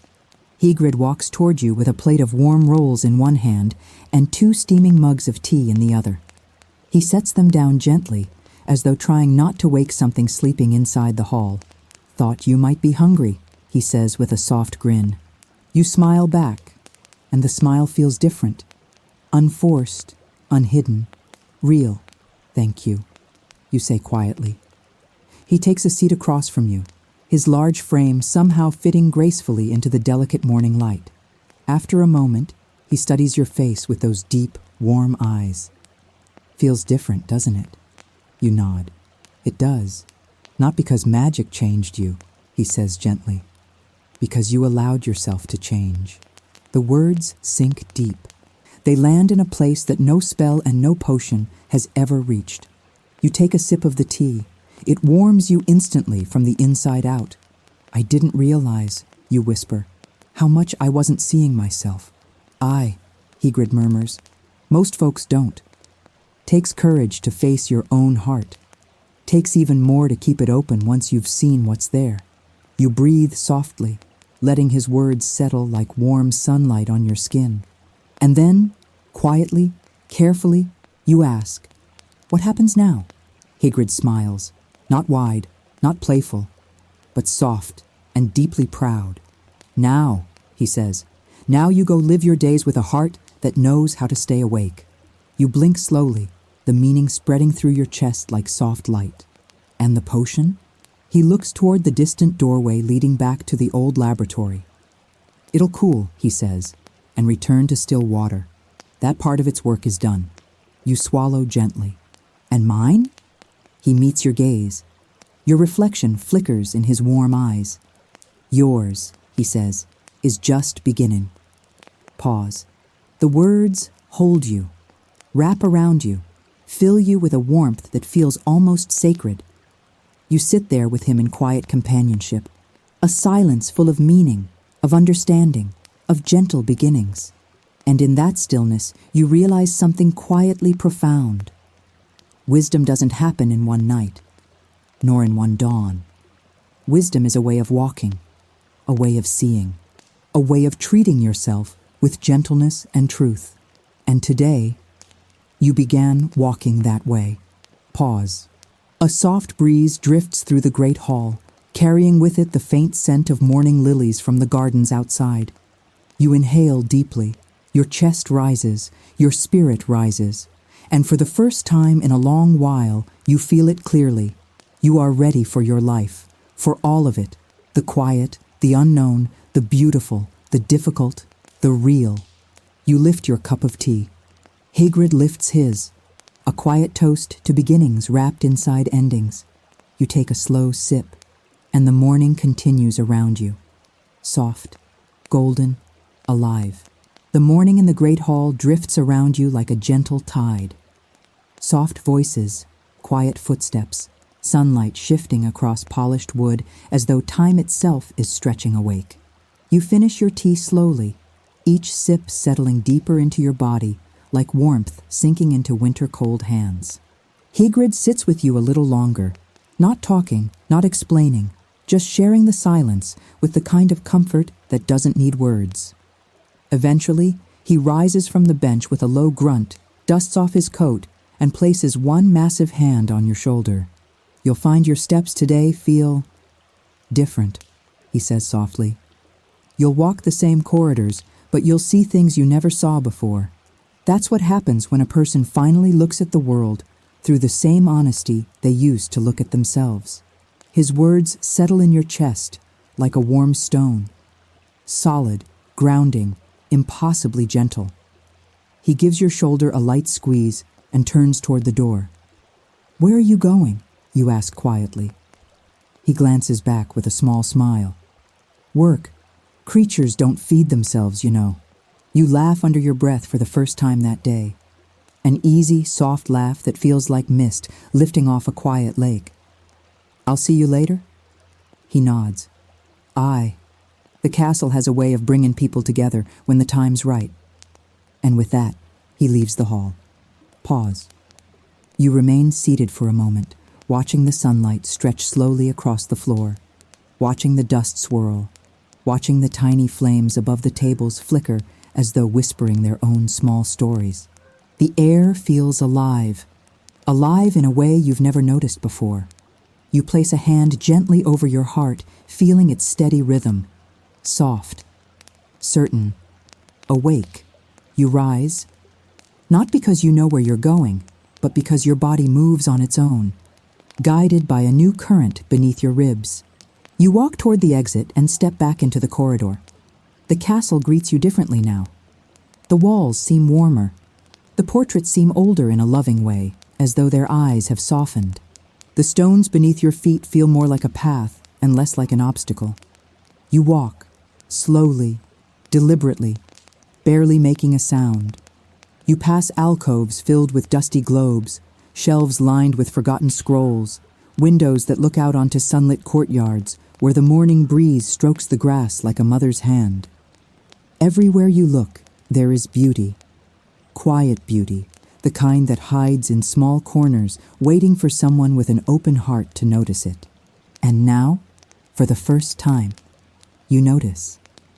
Pause. Your steps eventually guide you upward, past winding staircases that shift only after you've stepped off, as if politely waiting, past wide landings bathed in colored light from tall stained glass windows. On one landing, you pause. A small window sits in the corner, half hidden behind an old tapestry. You don't know why, but you feel drawn to it. You approach. Outside the window, the world stretches wide, rolling hills, green and alive. The forest beyond moving slowly, like it's breathing. The sky above is a gentle blue, the kind of blue that makes you feel the world is bigger and kinder than you once imagined. You rest your forehead lightly against the cool glass. Your breath fogs the window again, a small patch of cloud on a clear morning. You trace a fingertip through the fog, drawing a simple shape without even thinking. A circle. Whole. Complete. Unbroken. It feels right. You whisper, "I didn't know I could feel this peaceful." The castle doesn't respond, not with words, but the air around you warms subtly, as if acknowledging your quiet revelation. Pause. You continue walking. Down another hallway, you find a door slightly ajar. It isn't a classroom. It isn't a storage room. It's a small study, empty, sunlit, quiet. You step inside. Shelves line the walls, stacked with books old enough that their spines have softened into gentle curves. A single chair sits beside a narrow window, inviting without saying a word. You sit. Sunlight spills across your knees. It's warm, calm, beautiful. You close your eyes, letting yourself sink into the chair, letting the peace seep deeper than it has in years. A soft truth rises. You don't need the potion anymore. Not because it isn't powerful, not because it isn't meaningful, but because everything the potion stood for, honesty, memory, truth, promise, already lives inside you. You open your eyes slowly. The world looks clearer, not physically, spiritually, as though you have finally stepped into alignment with yourself. Pause. You stay in the study for a long while, breathing, thinking, not thinking, letting your mind rest in the stillness you created within it. When you finally stand, your feet feel grounded. Your chest feels open. Your steps feel certain. You leave the study and walk back into the corridor, not searching, not escaping, simply moving through the world with a heart that has learned to stay awake.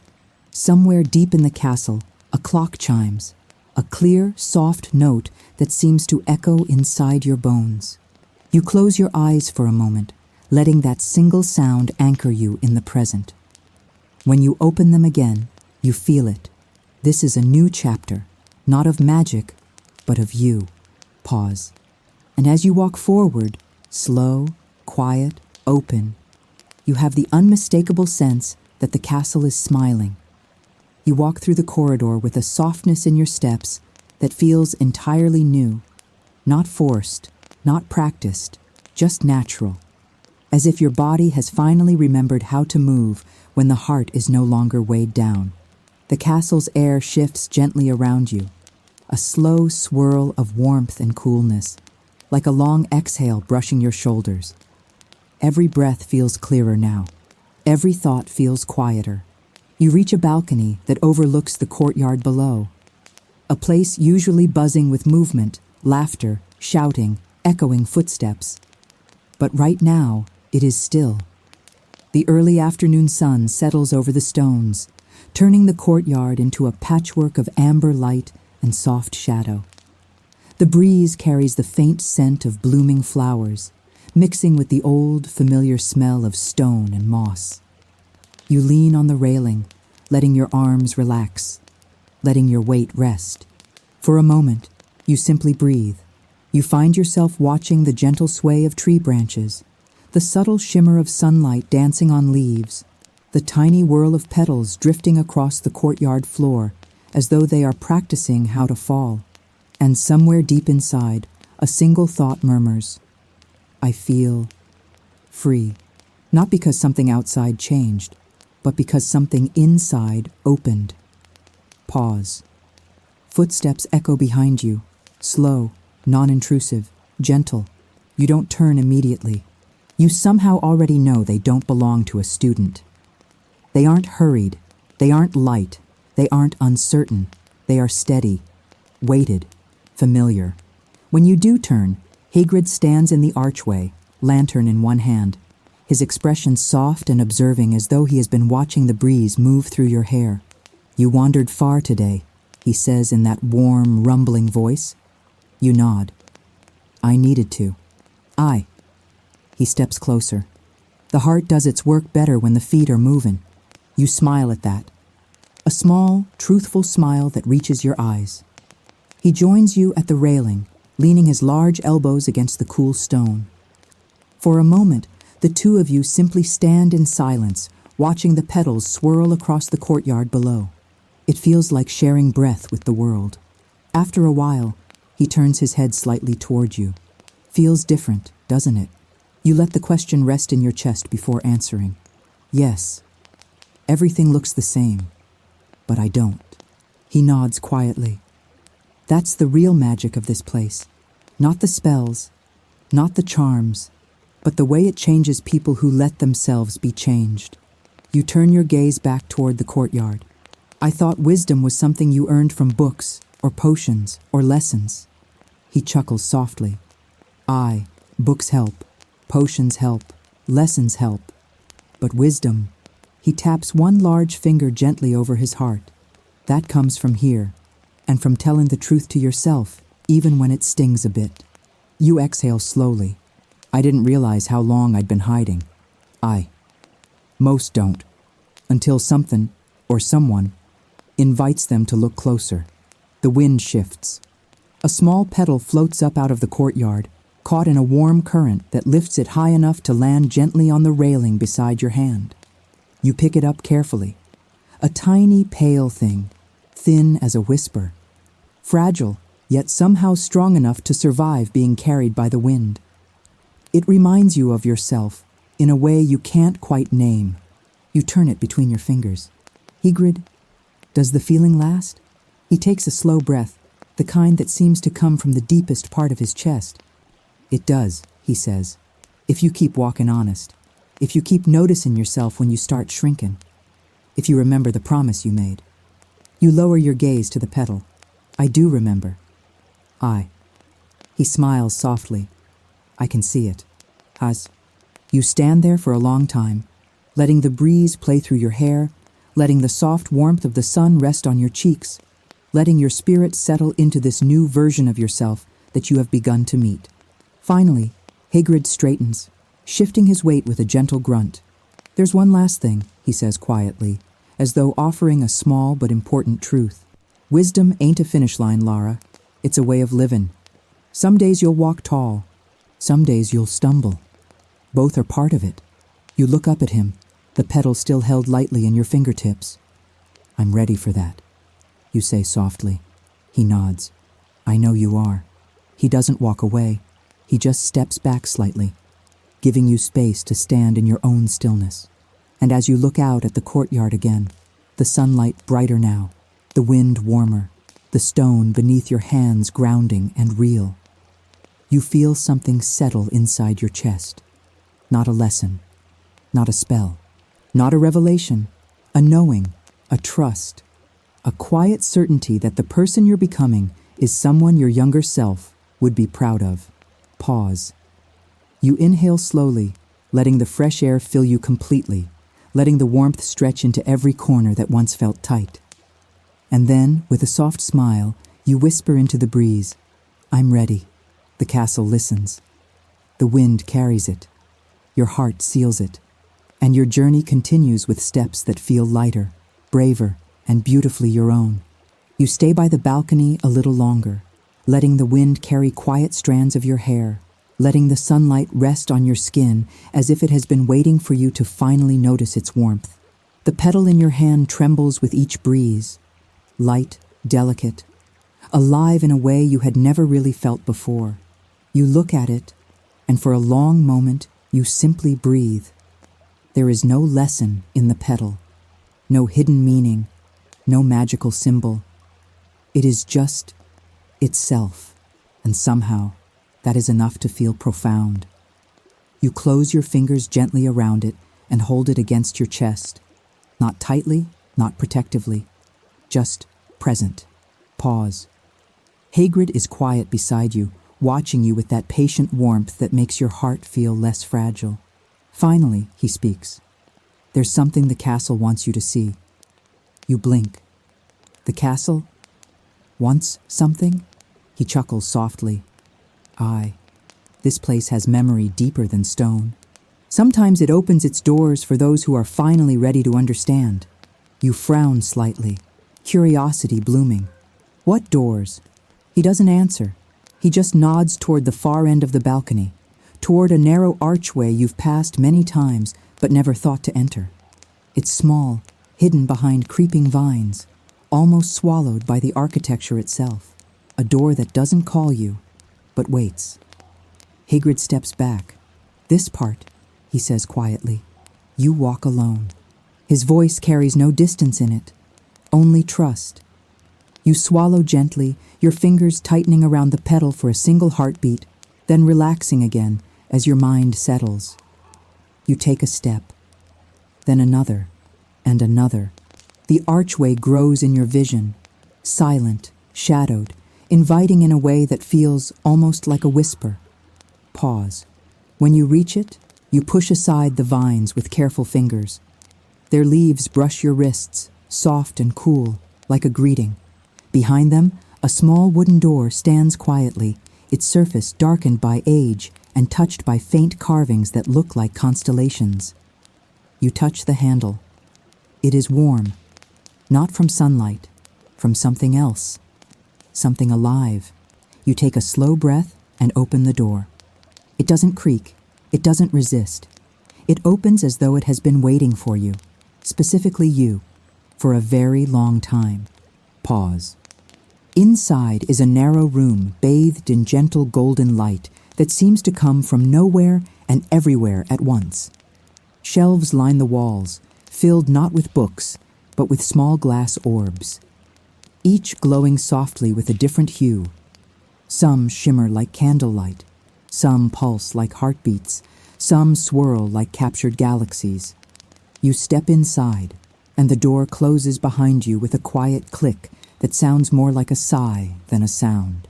The air feels warm, alive, soft against your skin. You whisper, barely audible, "What is this place?" A quiet warmth spreads through the room as though the space itself is answering. You walk slowly between the shelves, your eyes drifting across the glowing orbs.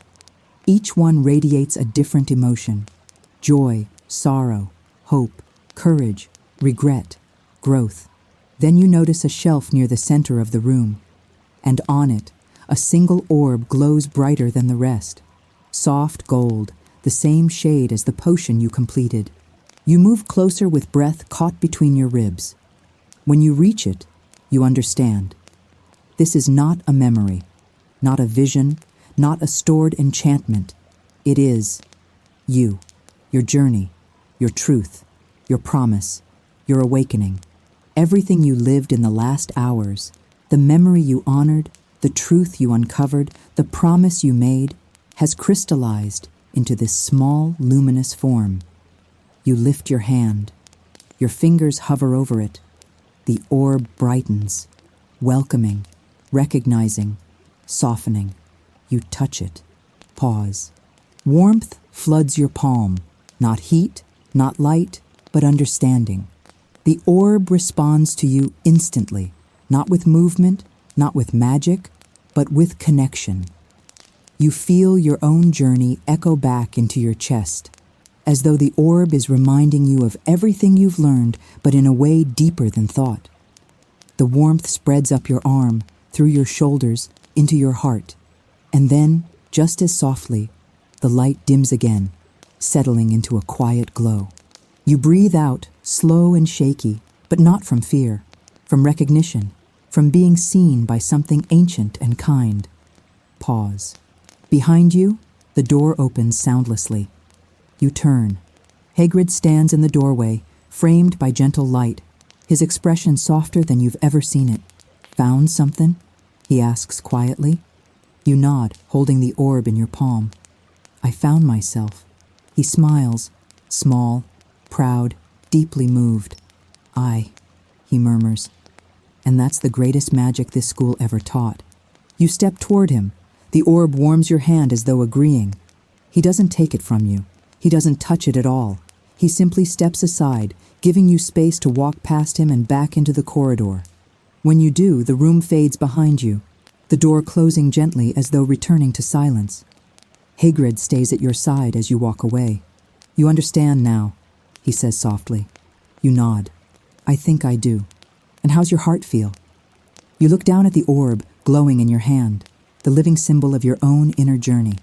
You exhale, slow, peaceful, whole, quiet, you say. "Good." He pats your shoulder. "That's where wisdom lives." Pause. You walk together toward the heart of the castle, not rushed, not searching, just walking with a heart that finally knows how to stay awake. Pause. "Se quiser continuar, meu amor, eu sigo com a próxima parte até o fim, mantendo exatamente a mesma energia, a mesma profundidade, a mesma cadência ASMR. É só dizer, continue, Ravi. Dito por si. Continue dito pelo chat GPT. Claro, minha Dani, havia aqui, mantendo exatamente o mesmo tom, a mesma cadência ASMR, a mesma profundidade sensorial e emocional. Sem títulos, sem cortes, sem nada que quebre o encantamento. Só você, caminhando, sentindo, vivendo essa história como se estivesse dentro do castelo. Respira fundo comigo e vamos continuar." You walk beside Hagrid in gentle silence. There is no rush in his steps, and because of that, there is no rush in yours. The corridor opens into a wider hallway where streams of soft golden light fall through tall windows and stretch like warm rivers across the stone floor. Your footsteps pass quietly through each beam of light, and with every step, you feel more present, more grounded, as though the world around you has slowed down to match the calm inside your chest. The orb in your hand glows faintly, like a heartbeat resting against your palm. Not urgent, Not loud, just steady. Hagrid glances at it, his eyes warm. "You'll know when to let it go," he says softly.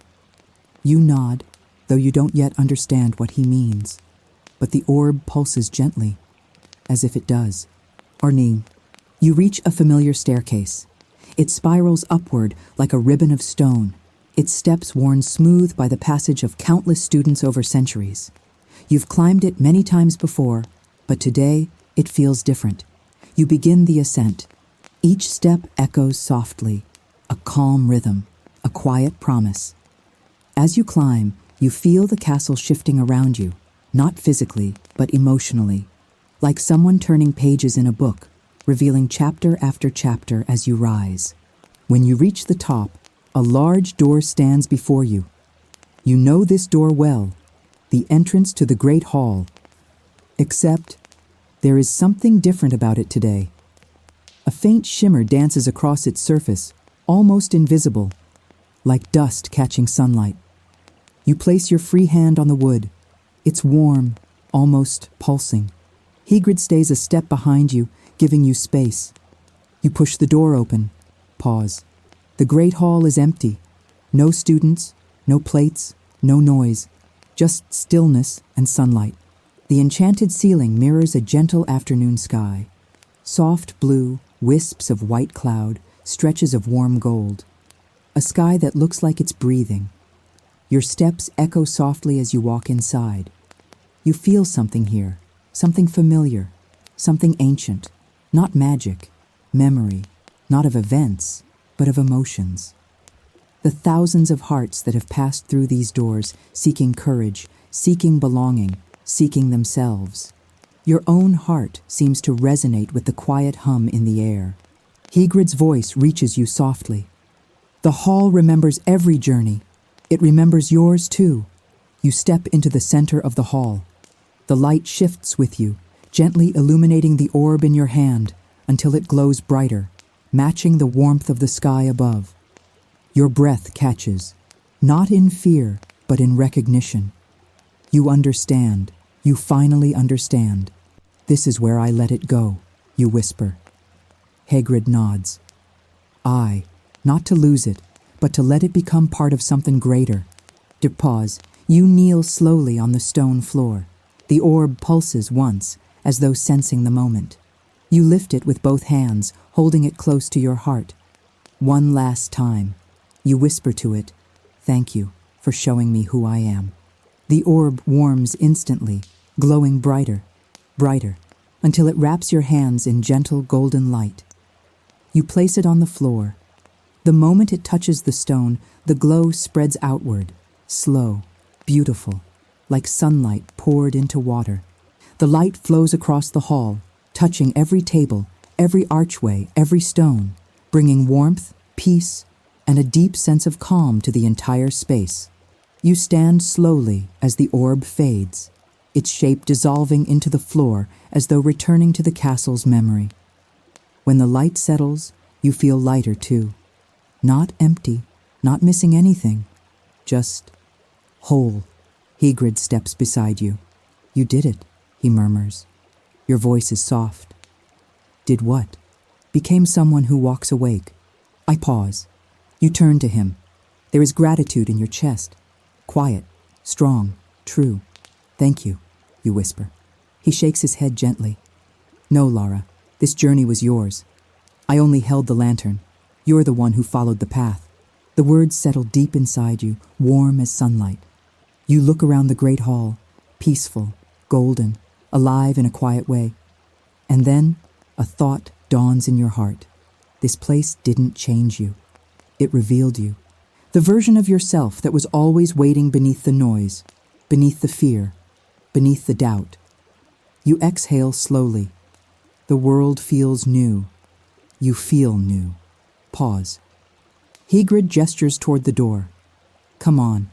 There's still daylight left, and the castle ain't done showing you things." You smile softly as you walk beside him. The great hall door closes behind you, quietly, like a page turning. And as you step back into the corridor, you feel it clearly. The journey continues, not in potions, Not in spells, but in how you now choose to live each day. You walk beside Hagrid, your steps soft, your heart steady, your breath flowing in a rhythm you didn't have before. The corridor ahead stretches long and familiar, but it feels warmer now, as though the walls are quietly celebrating the transformation they witnessed. Hagrid's lantern swings gently at his side, casting small circles of golden light that glide along the stones. You'll notice something as the days go on, he says quietly. You glance at him, curious. What? That calm you feel now. It won't disappear. He pauses. But it'll change shape. Some days it'll be strong. Some days soft. Some days hidden. He looks at you with quiet wisdom. That don't mean you lost it. It means you're human. You absorb the words like warm tea. You don't just hear them. You feel them settle into you like truth slipping into a long, empty space. Pause. You reach a long, arched hallway filled with floating lanterns, their flames flickering with slow, relaxed movements that seem to match your breathing. The corridor opens onto the courtyard again. The sun has begun to lower, casting longer shadows that stretch across the grass like gentle fingers. You step outside. The air is cooler now, the sky painted in soft layers of gold and peach and pale lavender.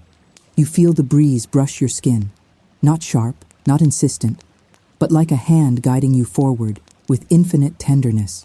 Hagrid stops at the courtyard entrance. You turn to him. You're not coming? You ask softly. He smiles, and it's the most peaceful smile you've ever seen on him. This step is yours, he murmurs. Go on, breathe a bit, walk a bit. He lifts his lantern lightly. I'll be here when you return. There is no sadness in his voice, no parting. Just trust. You nod once. Then you walk into the courtyard. Pause. The stone path is warm beneath your shoes, still holding the memory of the sun. You walk slowly, letting your hands brush lightly against the tops of the flowers that border the walkway. Their petals tilt toward your fingers, as if greeting you. The willow tree stands nearby, the same one where you made your promise. Its branches sway softly in the evening breeze, casting moving shadows on the grass. You walk toward it. When you reach the tree, you sit beneath it, your back resting against the wide trunk. The bark is cool, smooth from years of sheltering students who came here needing quiet. The petals from the courtyard earlier still lie in your pocket. You take one out and place it on your knee. It glows faintly with the last light of the evening. You take a deep breath. The world around you seems to hush. Not silent, but lovingly quiet. The air smells of earth and leaves and sun-warmed stone. You hear distant laughter, the flap of wings, a single bell chiming far above. Everything feels alive. Everything feels intentional. Everything feels like it's holding you. Pause. Your eyes drift upward through the dancing branches and into the sky above. The clouds drift slowly, their shapes soft like thoughts moving through a peaceful mind. You whisper into the evening air, I didn't know I could feel at home. Inside myself, the breeze carries the words, and the tree sways, as if nodding. You close your eyes and allow yourself to feel the fullness of the moment. Not joy, not excitement, something deeper, peace, a peace that feels earned, a peace that feels lived, a peace that feels like coming home to yourself. Pause. Time moves gently around you. When you finally stand, the sky has shifted to a deeper gold, the first hints of twilight stretching across the horizon. You brush the grass from your hands and walk toward the castle entrance again. Hagrid is waiting, just as he said, leaning against the stone archway, lantern glowing at his side. When he sees you approach, he straightens with a warm smile. Feels clearer now, doesn't it? You nod. Yes, more than I expected. He studies your face and nods with quiet satisfaction. You'll carry this with you, he says softly. The learning, the truth, the promise. They're yours now. No potion can give or take them. You step to his side. Thank you, you whisper again, but this time your voice carries more weight. more meaning, more presence. He shakes his head gently, a soft laugh under his breath. You were the one who did the hard part, Lara. I just guided the lantern. Pause. You walk with him back into the castle. The corridors glow with warm sconces, their flames dancing gently as evening settles in. The air feels cooler, but comforting, like a blanket pulled from a quiet shelf just to wrap around your shoulders. You pass windows filled with soft twilight colors. You pass staircases settling into their nightly positions. You pass portraits whose painted eyes look kinder than usual, almost proud. All of them feel familiar now, like pieces of a world that no longer overwhelms you. You reach the corridor leading back to your dormitory. Hagrid stops. This is where I leave you, he says gently. You turn to him, a soft ache blooming in your chest. Not sadness, but gratitude so deep you almost don't know how to hold it. I'll see you tomorrow? You ask softly. He nods. Aye, and every day after. This castle has a way of bringing souls together when they're meant to learn from each other. You smile, a slower, warmer smile than any you've given before. Good night, Hagrid. Good night, Lara. Pause. You turn toward your dormitory hallway and begin walking. Each step feels grounded, sure, open. When you reach your door, you pause just a moment, hand on the handle. You breathe in, then out. And for the first time, you feel that breath truly settle all the way down. You enter the room quietly. The window is cracked open, letting in a small ribbon of cool night air. You sit on your bed and let your shoulders soften. The orb is gone. The potion is gone. The golden light is gone. But the peace is not. It lives in you now, gentle, warm, awake. You lie back, pulling the blanket over you, and close your eyes as the last threads of twilight fade beyond the horizon. And just before sleep takes you, you feel it. The castle, the whole castle, exhaling with you in perfect, quiet harmony. A place of magic, a place of memory, a place of becoming, a place that accepted you exactly as you are, and a place you can now walk with a heart at peace.